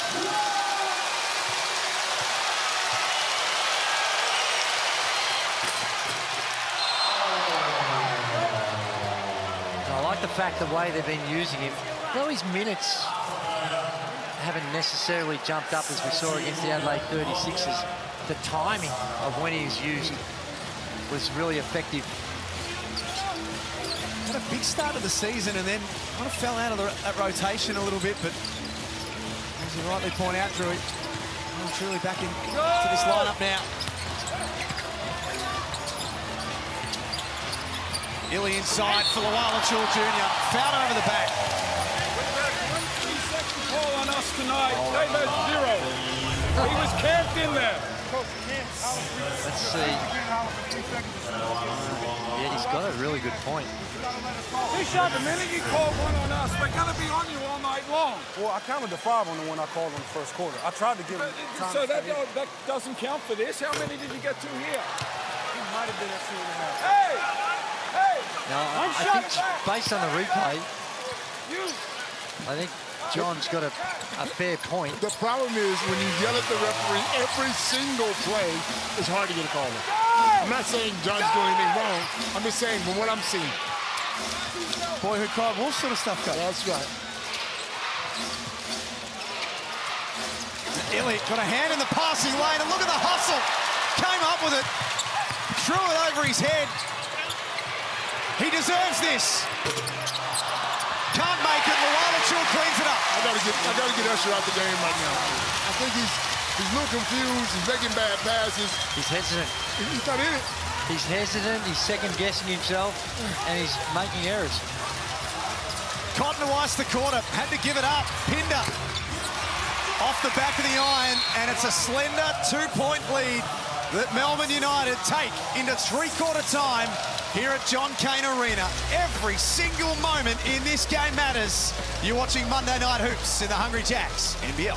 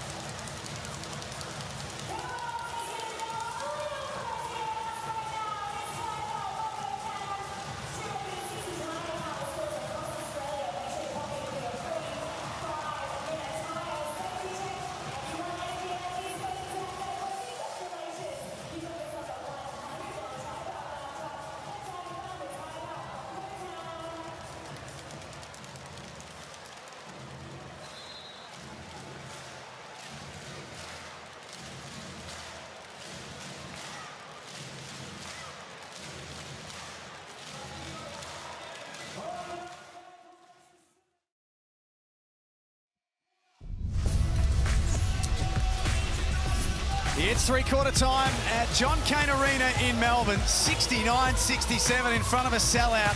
This game has been absolutely superb from the moment it got going on tenterhooks. And there is our Mitsubishi Motors fan of the game, Melbourne United, doing that initiative at every home game across the season. And of course, Great to have Mitsubishi Motors back with us here in the Hungry Jacks NBL. Oh, my word. It's they've been around the sport a long, long time. They've done incredible investment in the game. And this game here has been elite. This offense, the Wildcats Jr. helps himself from underneath. Really good execution. They move that ball around really nicely, don't they? Felix von Hoff, you're listening to John Riley at three-quarter time. Yeah, look, they were really intent. We know how well Melbourne could slow the games down. He's really on intent, getting these push screens, getting the ball downhill, getting a bit of pace to the game. What we just saw there from Ty Webster resulted in a charge, but that's the sort of pace he wants these guys playing with. Well, it's a balance, I think. We've seen that's a clear charge. Not a lot of doubt about that one. It's a balance in what Wildcats have to do. Come here. You don't want to get just running up and down and getting into those types of turnovers we just saw from Webster. Win or lose for the Perth Wildcats, I still think they turn the corner. You do? I do. I mean, oh, they've been really. You can tell by the talent they've got. And I think John's figuring out his combinations better, and the rotations are looking a little better. Now just got to pick the D up. And the D's improved. Yep. I saw him 3 weeks ago against the Adelaide 36ers, and I thought they were poor.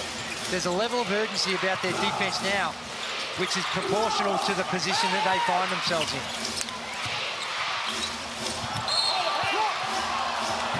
Late whistle on Golding. He's not too happy with the call. No. Manny Dellavedova yelling for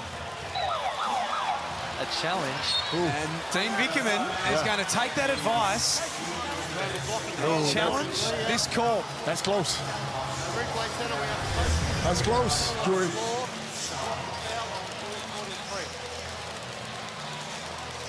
Wow, it's going to be an interesting one. There was a hint of a little bit of movement, and what we find is that you need to be absolutely perfect. The slightest little flinch on these things, and you're in those 50-50 situations. The benefit of the doubt's going to go to the call on the floor. And that one there, I'm saying to change it. It just, I don't think so. Not from the angle that we saw. Now, they might dish up a few more, but regardless of what happens, we see that they, Perth Wildcats, their level of aggression and the way in which they're applying themselves at both ends of the floor, they are making improvements.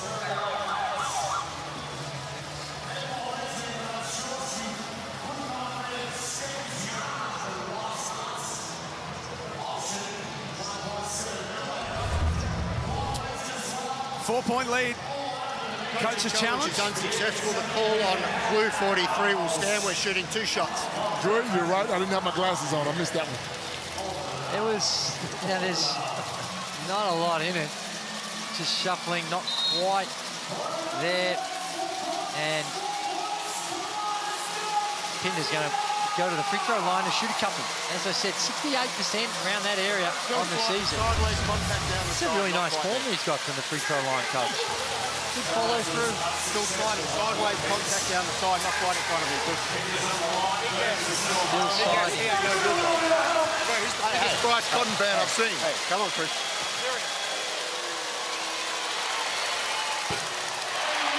Pinder misses the first. Put the jinx on him now. What are you talking about? I jinxed him on the...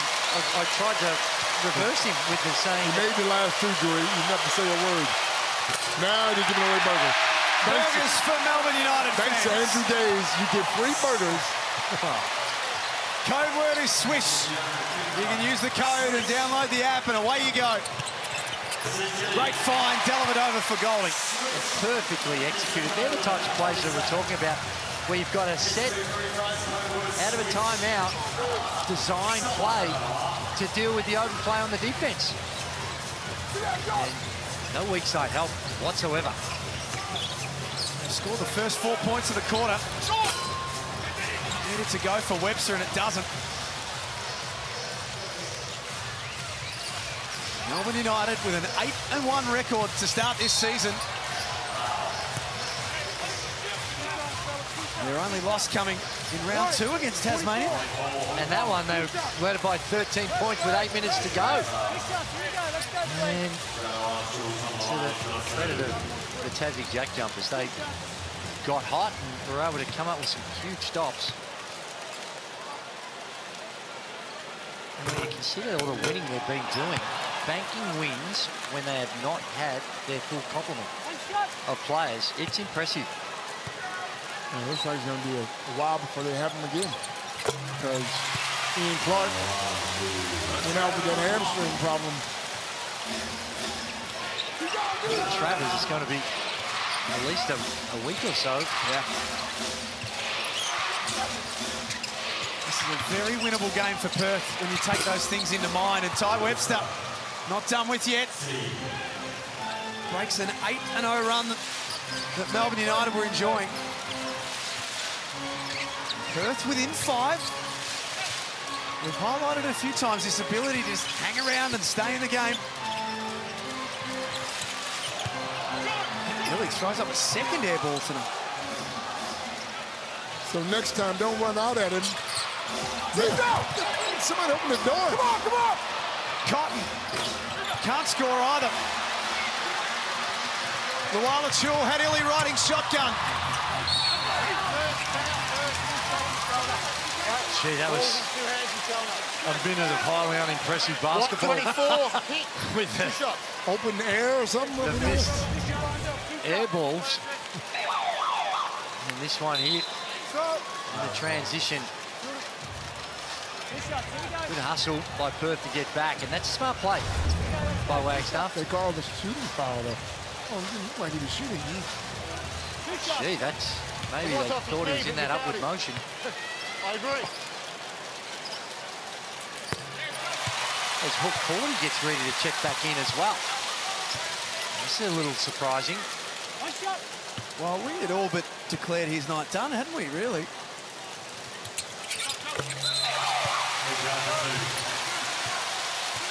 Maybe just a quick breather here for Luala Chul Jr. There's Peter Siddle in the crowd. And some superstars. Good, did we get this many superstars when we play? Sure. Now that Sids is back playing cricket for Victoria, he's swung back to Melbourne United after a couple of years as a jack jumper. Oh, there it is again. That's the same cut that Bryce Cotton had earlier on. And they're just not in a feeding position. When you're in that position, get the ball above your head. When you're Pinder, Keanu Pinder, get it above your head so you're in a passing position. Let's go, guys. And Webster just told him, I was wide open, bro. 7 minutes left. Cup Eve basketball at John Cain Arena. Webster defers to Doolittle. He gets to a nice spot and scores. That's solid. He got really good touch in that mid-range. Just drives, the two-drill drive pull-up is his bread and butter. 14 points now for Christian Doolittle. And only 7 rebounds.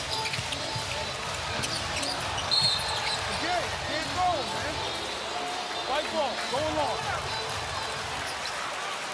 Hey, blue 15. Foul on Hook Cordy.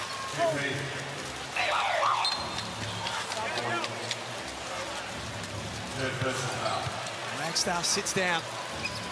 Where's Heron? Barely seen him since half-time. Played 16 minutes tonight.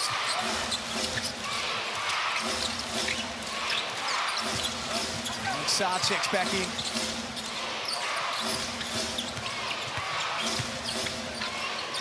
Doolittle feeling pretty good about himself. That one's off the front of the iron. The first time in the game we see the combination of Saar and Pinder on at the same time. And it overthrows a wild one for Golding. With this lineup, they should own the boards. 3 really good rebounders. Saar, Pinder, and Doolittle. They did win the rebound count on Saturday night against Adelaide. Hasn't been a great stat for Perth this season. Doolittle in the corner.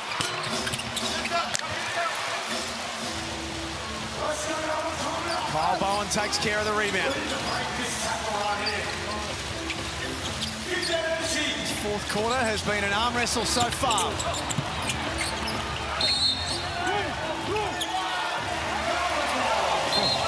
No, he was already out of bounds when he hit it. White ball. It's white ball. That's a quick change of mind. Very decisive that it was blue. Let's have a look. Was he out of bounds when he touched it? And he was. Yep. Yep. It's a good call. You got 5 guys giving the helicopter look. He changed his mind quick. Got Johnny Travolta. Usher back into the game as well. Cotton with some space. A foul for an illegal screen, and that will now be 4 on Keanu Pinder.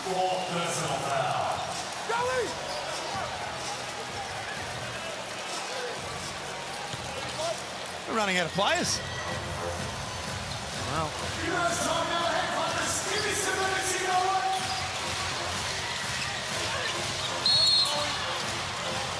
Dellavedova falls over. That's right. Doolittle was there.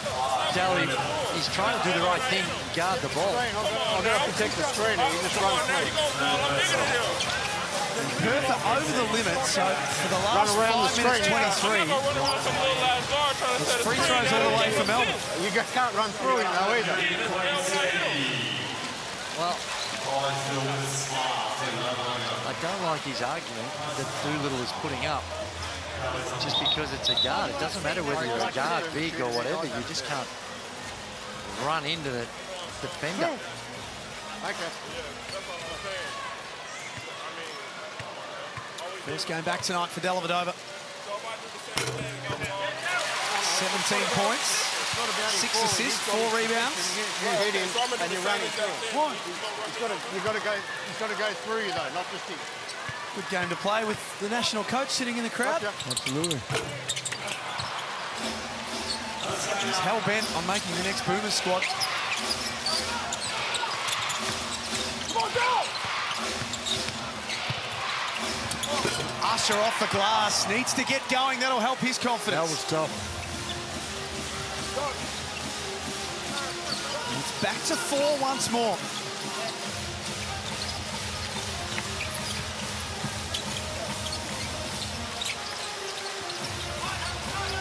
Hook Porty.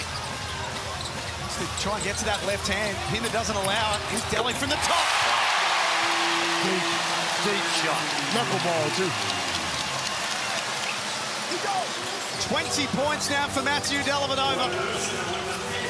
As Golding gets set to check back in. Tanner Krebs alongside him. Doolittle, what a fight for Saar. Next star v next star. Hard foul. That's a hard one. And Delhi, he's had his problems from the three-point line, and this is not an easy one. Look at that. Metre and a bit behind the three-point line.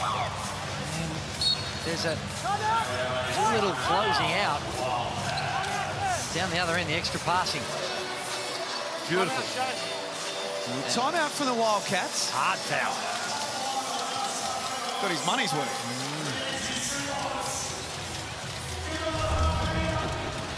Saw it all in the Harvey Norman replay. 80-73. Bickerman and his coaching staff having a chat about things. It is a big game for Perth as they try and bounce back. There's their owner, Craig Hutchison, in the crowd. And interesting, he had this to say earlier today on the Sounding Board podcast, saying that Perth are playing with house money tonight. When you're the Perth Wildcats, do you ever play with house money? Well, I think when you look at the start of the season, you're not playing with house money anymore. If you'd gone about and held serve at home and you hadn't dropped a couple that you thought you might drop, I understand the logic behind it, because Melbourne United, they are the favourites and they're a very deep team and it's a tough place to win games. But right now, they've bet 100 and they've only got 50 in their pocket. So they're, to me, not playing with house money. I guess the other thing too is that they demand success, the Red Army. We've seen that this season, that I don't think they ever think that they're playing with house money, do they? Because they're always expecting wins. Absolutely, they're expecting wins. You know the fans are. And then they've had their problems on the road. They've lost 8 of their last 9 away games. And ironically, one of them, the one that they did have, came at this venue. They've had some problems on the road, combined with a couple of tough ones at home. And it doesn't take much to get behind the 8 ball and start playing catch-up. Especially in this league, with how even things are. Sargo's 1 of 2. 6 points separate these two teams. In round 1, it was a round 3, I should say, a 7-point win to Melbourne in Perth. Pinder snatched it away from Hook Porty. That's a 2 in possession. It's an unsportsmanlike in transition. Unsportsmanlike foul. 15. On Hook Porty. Have a look at the replay. Here he is there. Just. Ooh. Wasn't a lot of contact, was it? Just reach for the ball. You can't grab him. And that's what he did. Just letter of the law. That is. Yep. It's soft, but that's what happens, I think, when you're hurt and you've got knee issues. You start taking shortcuts. And that was one where he knew he wasn't going to be able to hold Pinder, so he took the odds to the foul, and it didn't pay off. Well, maybe it will. He missed 1. 3 in a row now. He's missed Pinder.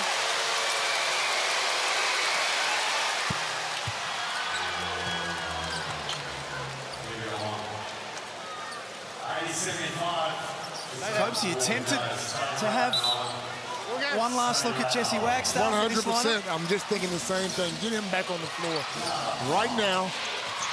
These last 4 minutes. Cotton got away from Illy. High finger roll off the glass, and then found that loose ball. He's just never out of it. Thanks, Andre. White, 25, 2-5, hit. Minus. Oh, sorry. Well, the foul, though, on Pinder. And that's his night done. We'll try and get another replay of that. Keanu Pinder will walk off with 11 points and 7 rebounds, fouling out.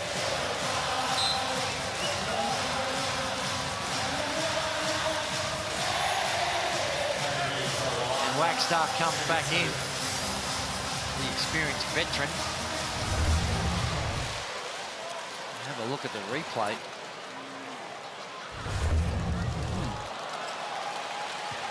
The reaching got called for the foul.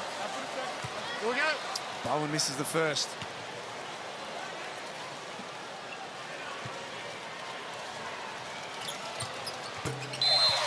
Takes care of the second. No, we sub after the last free throw. Krebs out, Dellavedova back in. And Keanu Pinder is a forlorn figure, fouling out.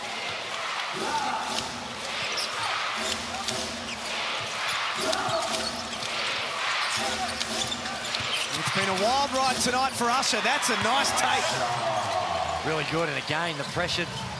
Cotton coming off, had a choice, could go left or right with pin down screens. They lock in on him, and Usher sees no help, gets to the cup.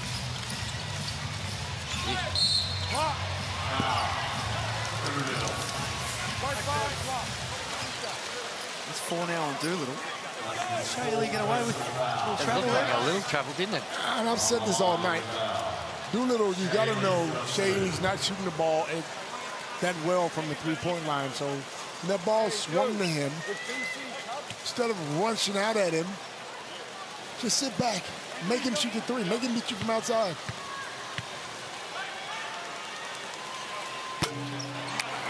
Or foul him and make him beat you from the free throw line.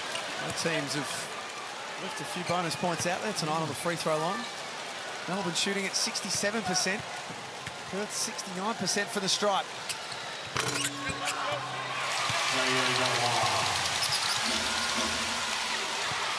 Bench points have been huge. 54-25 in favour of Melbourne United. Usher stepping back. Jordan Usher. Finding his feet. Well, he's bounced back. He was poor in that third quarter. Yes, he was. But he's come back and really made a statement. A couple of good drives to the basket. Knocks down to 3, cuts it to 2. They need others to come along for the ride, Perth. And Usher's punching his ticket. Let's rush from Wildcats Jr. Back out for Dellavedova.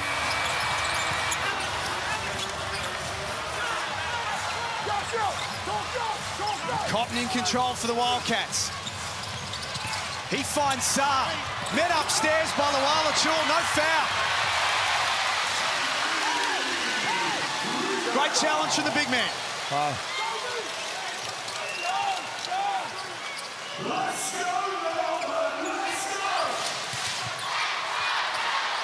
This has been a brutal contest. We're not done yet. Illy over the top of Saar.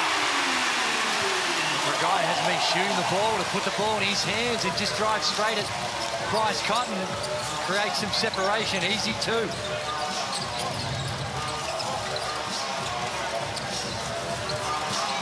Saar tries his luck. Offensive rebound by Cotton and foul. He's doing everything he can. Got away with one there. I didn't think that was a good shot by Saar. And Usher finding that balance and knowing who the man is, just dribbling the ball. And when he sees Cotton coming at him, he's got to make space for him when he's dribbling as well. So he comes off those screens. Such a narrow gap.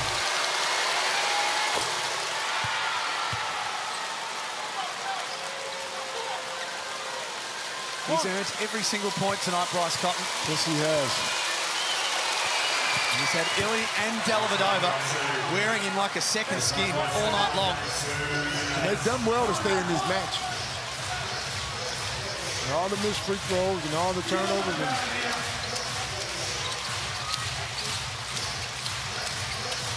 2 points separates these two teams. Excellent D. Better offense. Wow. Excellent D. Good offense beating good defense on that occasion. Good Dellavedova almost came up with it. Cotton baseline for Usher. Found Saar eventually. And the next start tips it in. And one. I think this might be off the ball as well. Was it on the shot or off the ball? If it's off the ball, this will count. It was on the shot. I thought it might have been a hint that it could have been off the ball. Let's have a look. There, and it was, thought it might have been on the rebound. It's not. Yeah, that's what I thought. He was tipping it in on the foul, yeah? No, it was on 2. That's what I thought. Jesse. just walking up a little bit, isn't it? That's what I thought. I thought it was on the huddle. The rebound. Get the team in a huddle so we can work it out. If it was on the rebound, you get another possession. In fact, it's bonus, so you'd be shooting. Oh, my goodness. Well, we are inside the last 2 minutes, so... Well, if it's a foul on the shot, clearly it's just the and one. So the foul's been called on Golding. On Golding. So let's have a look. Then it's going to be on the rebound. Golding push there. That's a push on Golding. Is that who they call the foul? Yeah. So that's two will count. Okay, And the foul's so not it's on the their putback ball, then. so- The foul is on Doolittle, so we'll be shooting bonus. Shooting bonus. Yep.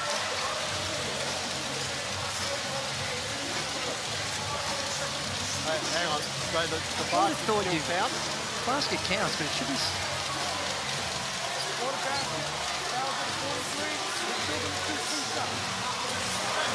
Confirmation, basket counts. Right. The foul was on Golding for the push, and they're over the limit. To me, yes, but shouldn't that be their possession? So if you score, it's Melbourne's possession. So they have the ball. So then the foul comes after the shot. It all happened at the same time, though, Drew. He was scoring Confusion reigns. Chris Golding was trying to argue the fact that he's come after the basket.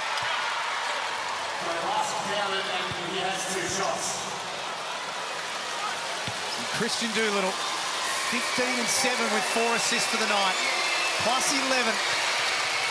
Locks it up at 86. We got a ball game, gentlemen. Huge 4-point possession. Is that a moment that matters in this game?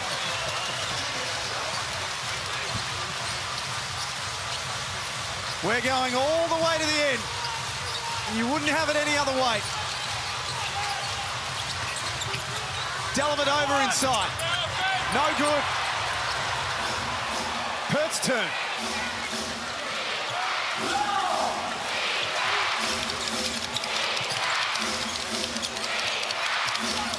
Illy all up and in on Usher. Perth almost lost the handle. Saab can't score. Usher offensive rebound. He misses. Wow, 2 good looks. 2 very good looks at it. Perth are going to get another look. Fans on their feet at John Cain Arena. Dellavedova draws contact. Have the confidence of Dellavedova. Missed the possession before, and still puts some heat on the rim and attacks the basket. Doesn't get deterred down this end of the floor. That was almost a turnover. And Usher goes up. So a couple of opportunities go begging for Perth. Then Delly gets to the rim, gets fouled. Give him the timeout here. Getting him set. Put that ball in Cotton's hand.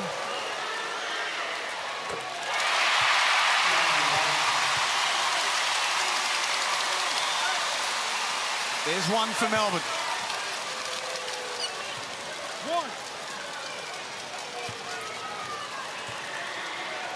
Now a hush from the crowd.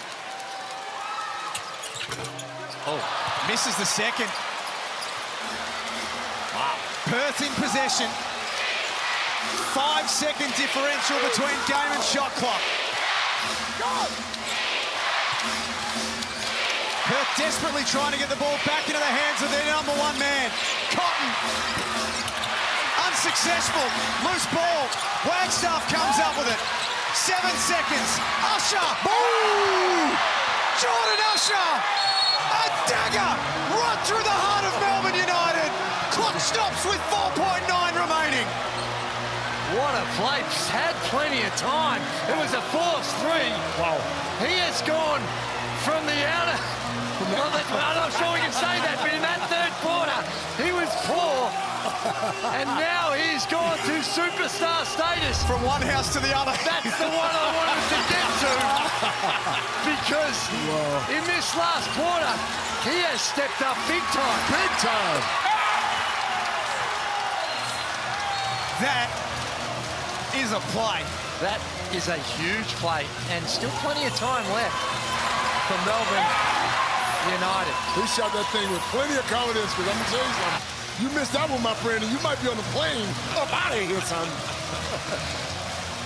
Well, in this last quarter, he has just offensively been the difference, really.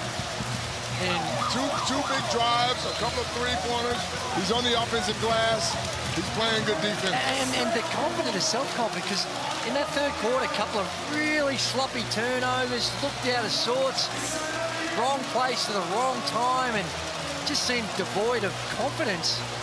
And then he has a spell, comes back in with, 6 minutes to play in the last, and just turns it on. Who gets the ball here, Jordan? Delly? Well, I think you've got to go. It depends on what you want to do. Right now, Chris Golding's got to be involved in this action. 100%. And I think Melbourne United would be happy to go to OT. So if there's an early 2, or a quick 2, or an easy 2, you're going to take it. Clock adjusted to 5.1. Final play of the game. Dellavedova trapped in the corner. Drives. Lays it in! He's fouled! And and one. Incredible drama. You wouldn't be dead for quids. And one. Well, there was an overcommitment. They're going to challenge the foul. John really is going to challenge, and why not? That's a smart play. He's saved his challenge. Clearly not going to dispute the two, but he's going to dispute the foul that sent Delhi to the free throw line. It's a pushing foul that they've called, and that is important. Did he push him? It's a pushing foul. Well, from that angle, it didn't look like a whole lot, did it? No.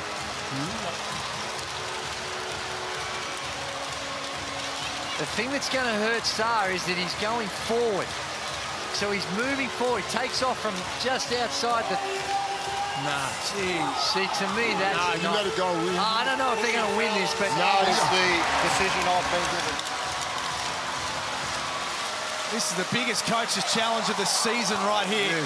And that should not have been called. You don't want to win the game like that. On the replay situation, there is a little bit of contact. Nah, you let it go into overtime.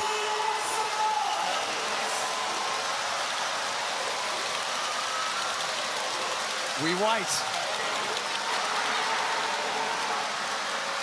There's nothing there. There's nothing there. You want to see 5 more minutes of it anyway. Let's go. Well, you don't want to lose a game on a call like that. Waiting for Q. No foul.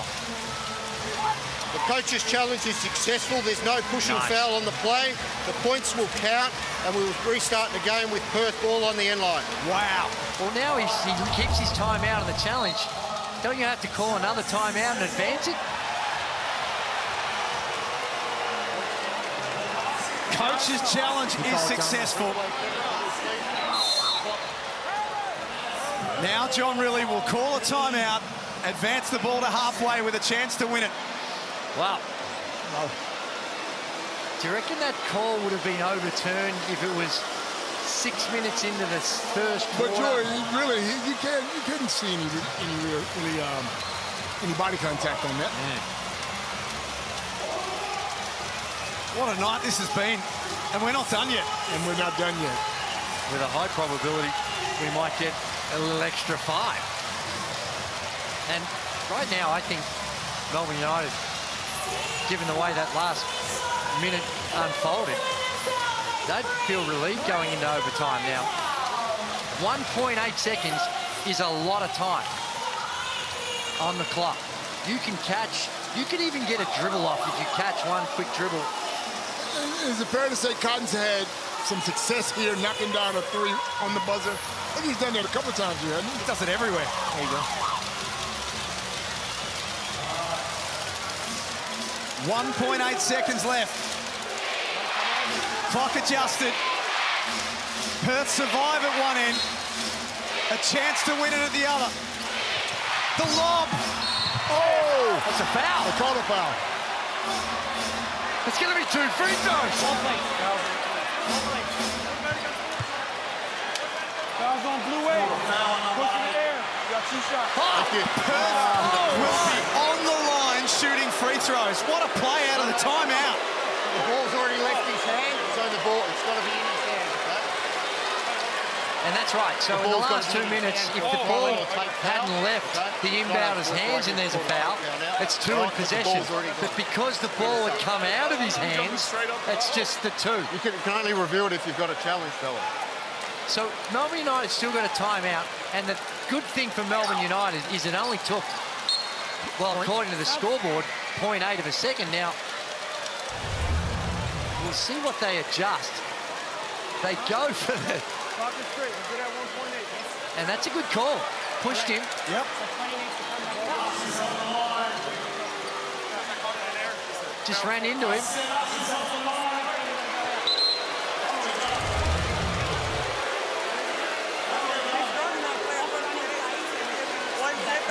That's up.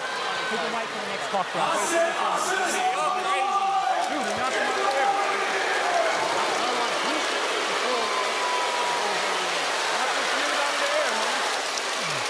tension in the air here. We could cut it with a knife. Jordan Usher. Well, I understand why there's no time off the clock. So it's a .18, they're saying the ball, the foul was falling, he's still in his hand, so it should be 2 in possession. Misses the second. Oh, my God. Bowen got a shot away. Don't go anywhere. We are headed to overtime. Wow, what a turn of events. Come on, man. What a game. Wow. And this is... John. 89 apiece at the end of 4 quarters. Settle down. Why did we get the ball? Hey, John, settle down, please. Relax. This sold-out crowd have got every dollar's worth tonight. Well, free throws. And that's one of the easier ones to take when your scores are tied. Coach, you just feel good about yourself because you know, well, you should be able to, the worst case scenario is you're going to go into overtime, and he was not able to make it. Wow. Which house is he in now, Jordan Usher? Well, and this is a guy, he's back in the other one, the first one that I wasn't allowed to say. But this is an 80% free throw shooter on the season. There's pressure on no shots to do it. You can say what you want to say. I don't care how good you are. To win it, there's pressure, son. Coach, my goodness. But bottom line is, we are seeing a great game of basketball. Incredible high level of intensity. And some...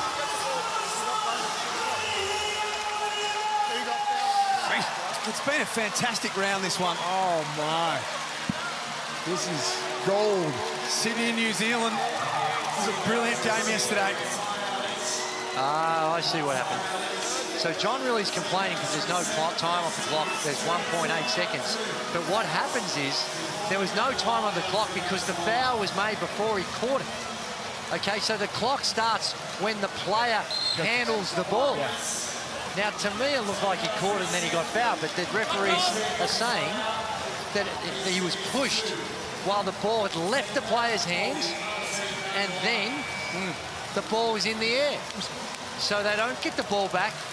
Tick for the officials. Well, who does overtime favour more? We got 5 minutes here. I think it, right now, momentum's with the Perth Wildcats to me. Now, these fans are up on their feet going bunter. So it's a lot of emotion involved. The doubts that must be going through Jordan Usher's mind right now. Had the chance to ice the game. Doolittle backing in on Golding. Off the glass. And that's a smart play. Really smart. Golding's going to need help down there. I'm going back to that same play. I'm going back to that same play. Well, if they get matched up like that, I don't think that was the preferred matchup for Melbourne United. Been a big, big night for Christian Doolittle. The Wildcats lead by 2. Illy in rhythm. 0 from 4 from deep tonight for Shea Illy. And make him take it all night long. Cotton at the other end. Fouled while shooting. Perth Wildcats are a different team. What they've done is that they stayed composed in a crisis. This was going south for them. It wasn't well, and they were able to keep their composure, get some stops, and Usher lit it up. 9 points in the last 4 minutes of the quarter.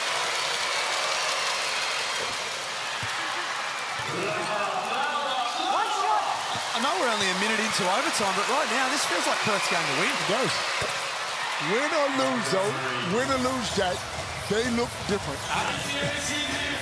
Well, they look different because I think primarily because the personnel. The shortened rotation, not trying a whole bunch of different combinations.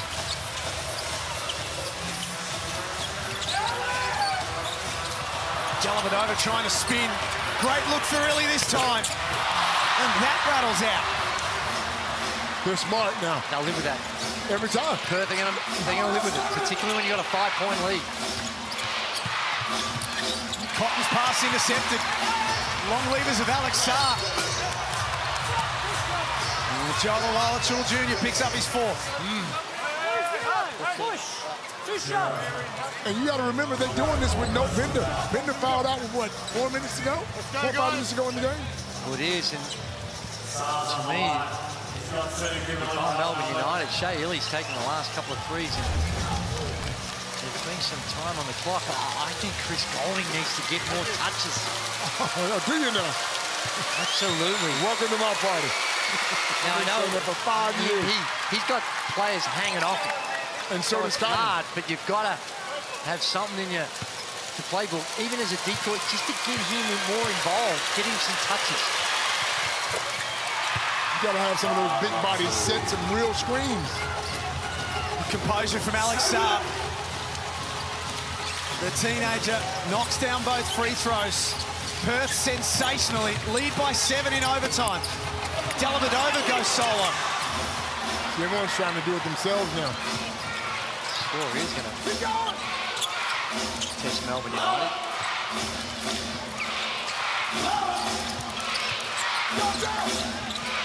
Cotton drags it back out the halfway. He walks the tightrope. Shot clock at 5. Dellavedova all over him. Perth needs to shoot. Saar from halfway.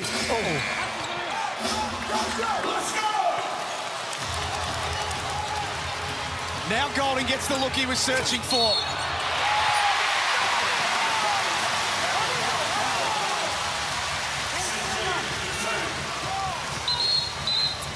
I don't know how it went in anyway. So John really saying, well, you can't goaltend if it's a pass, but the ball went in anyway. So there it is. Yeah. And it went in anyway, so it doesn't matter. Also not sure why he's looking at us. As if, I think he's looking for... As if we made the call. I think he's looking for some love, some validation of his complaint. Your feedback's been taken on board, John. Perth have to be really smart here and make sure they get a good shot every time. Don't force anything. Usher to the rack. Pass was too hot for Saar. Too low. Down at his knees. Golding has been desperate to have an influence in this second half. Dellavedova calls off the chase. Now Golding. Ball on the floor. Guess who's at the bottom of it? Jesse Wagstaff. Jump ball, fellas. Way to play the ball. Way to play the ball.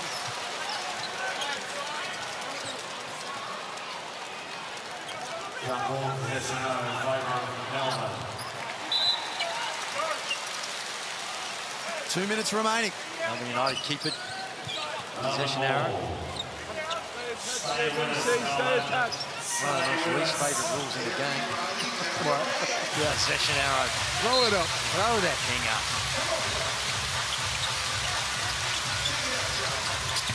Wildcats Jr. had the size. Couldn't score. Rushed it. Had the size advantage, and he just knew that the double team was coming, or he sensed it was coming. Had more time than he thought.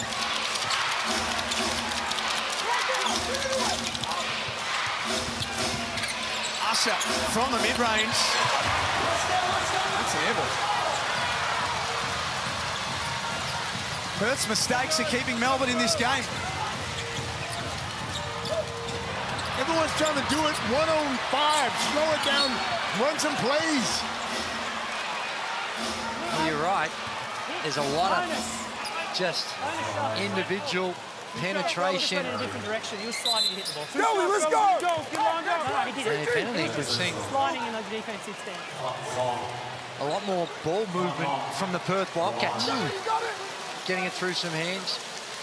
KB, you got it! He's straight up on that one. Quick! 2. Joe, you got it!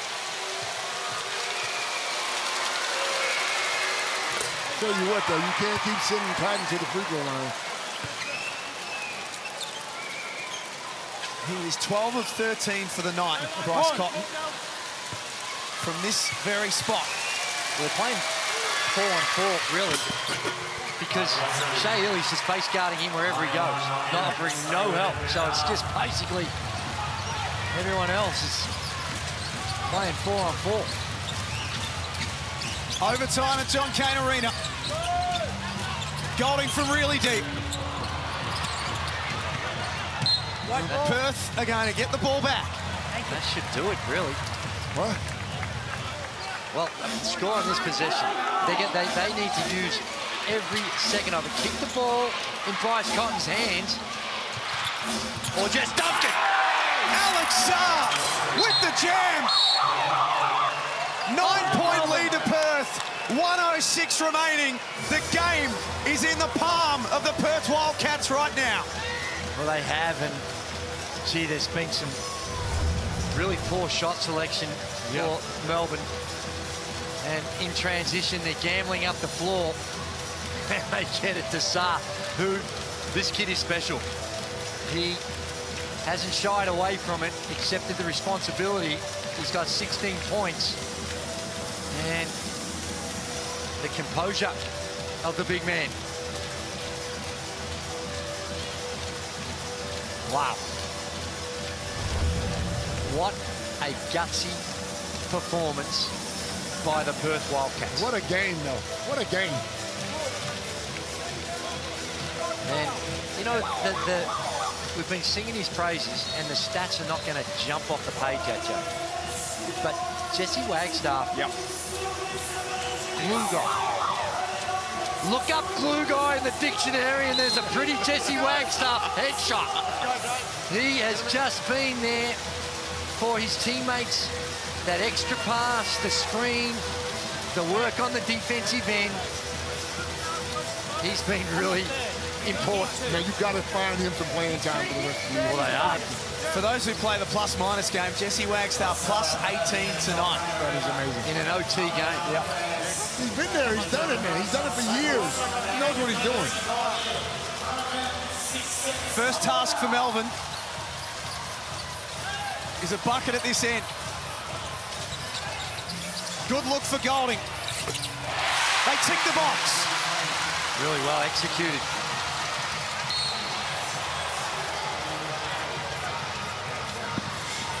Melbourne United extending the defense. Got to get it to Cotton. 12 of 13. You got to set him some screens. I mean, they're just checking the out-of-bounds call. So Illy's wearing him like a cheap suit. We don't wear cheap suits. No. Men's wear. Men's club. Good stuff. Good stuff. Shout out to Mark. And Marco. Of course. 6 points the difference. There's the Golding look. You know, this has been a really well-coached game by John, really. He's had his critics, and I trust that those critics that jump on their keyboard can acknowledge this has been really, really well done by him. I thought he managed Usher really well. This scares me. He gets beyond halfway. What's he doing? What is he doing? I mean, that's something you learn. We have seen the best of this man, and we have seen the worst of this man. I just said it scares me. It scares me. The jump just leaves his feet. That's something you learn in the under-12. He's very nearly carried it in the backcourt as well. Here's Illy. Drives. Free throws to come. And I think Joe Lalachul robbed Shea Illy. I think that ball was going to drop in.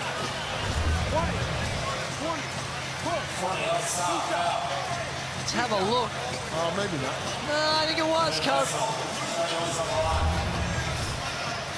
And all of a sudden, we still got a ball. We still got our hands full. The way this game's going, it's already that late. They'll be just about ready to jump out of the gates at the Melbourne Cup tomorrow before this game finishes. Thank you.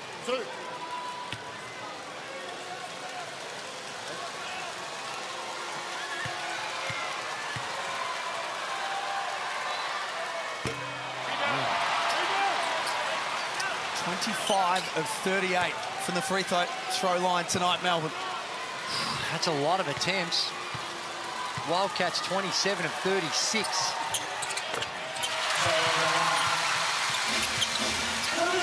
5 the difference. Trap comes for Usher. This time a little more composure. This is where you're using the clock. But if a layup comes, I think it's a wide open layup. They've got the clock down to 7, Perth. They've got the ball in the right player's hands. Cotton on the move. Oh dear. Misses everything. Still plenty of time for Melbourne. They trail by 5. Golding for 3. No good. That was the one. Good look. Great pass. Really good look for Chris Golding. Cannot want for a better shot. Shea Illy, bullet pass. Is that 5 on him? Yeah.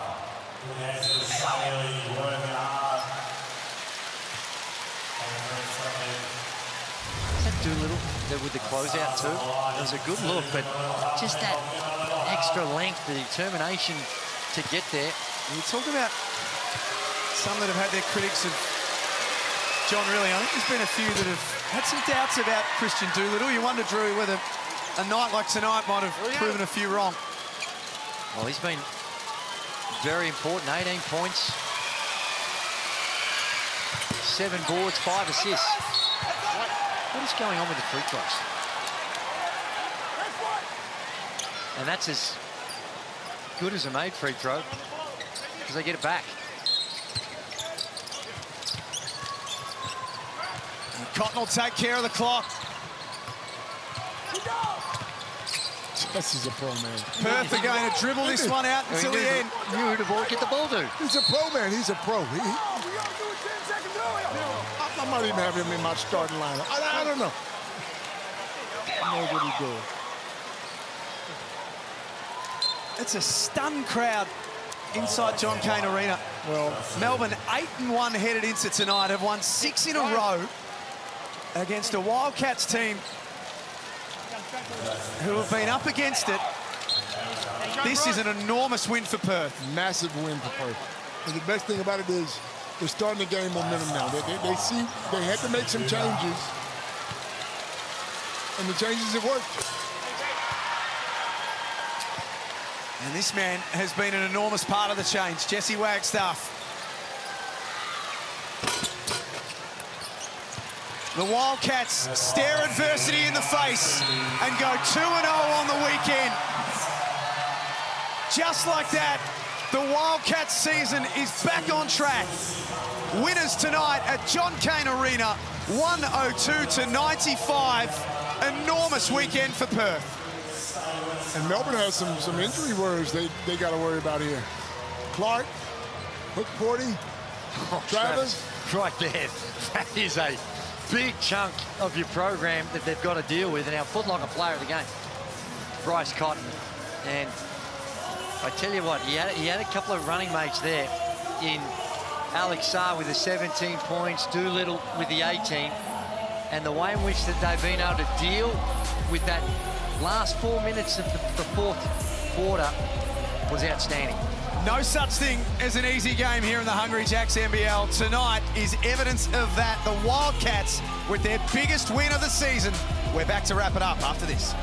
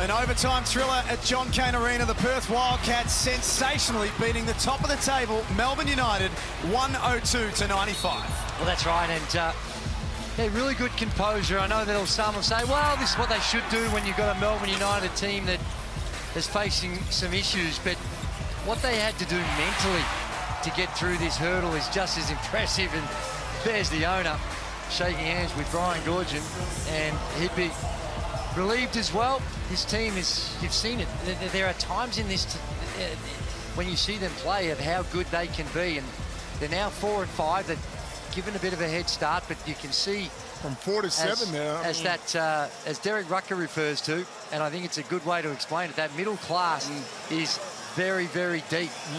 And there's still a lot of teams in contention, but well done to the Perth Wildcats. And Melbourne United, after a white hot from the three-point line, it's dried up. They ended up 11 of 38, and they were at 50% at halftime. I think they had 6 threes in the first quarter. Yep.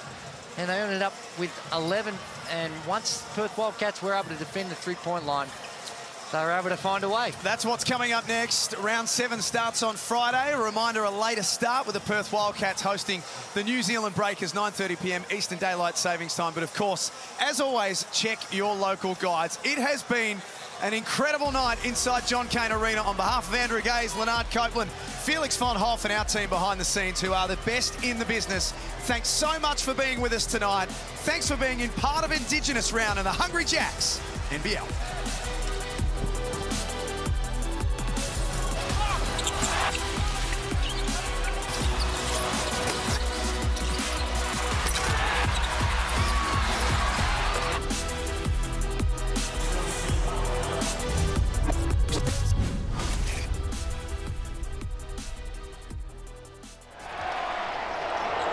This program is brought to you by Hungry Jacks and Bunnings Warehouse.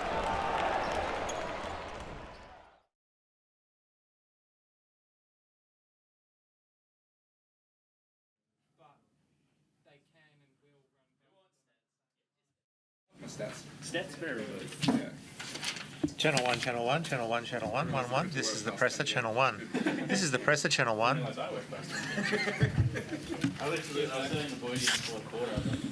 Channel 2, Channel 2. This is the presser, Channel 2. At least it wasn't an 8 p.m. start time. Yeah, the 8 p.m. start. Hello, Tommy. How are you, mate? Good.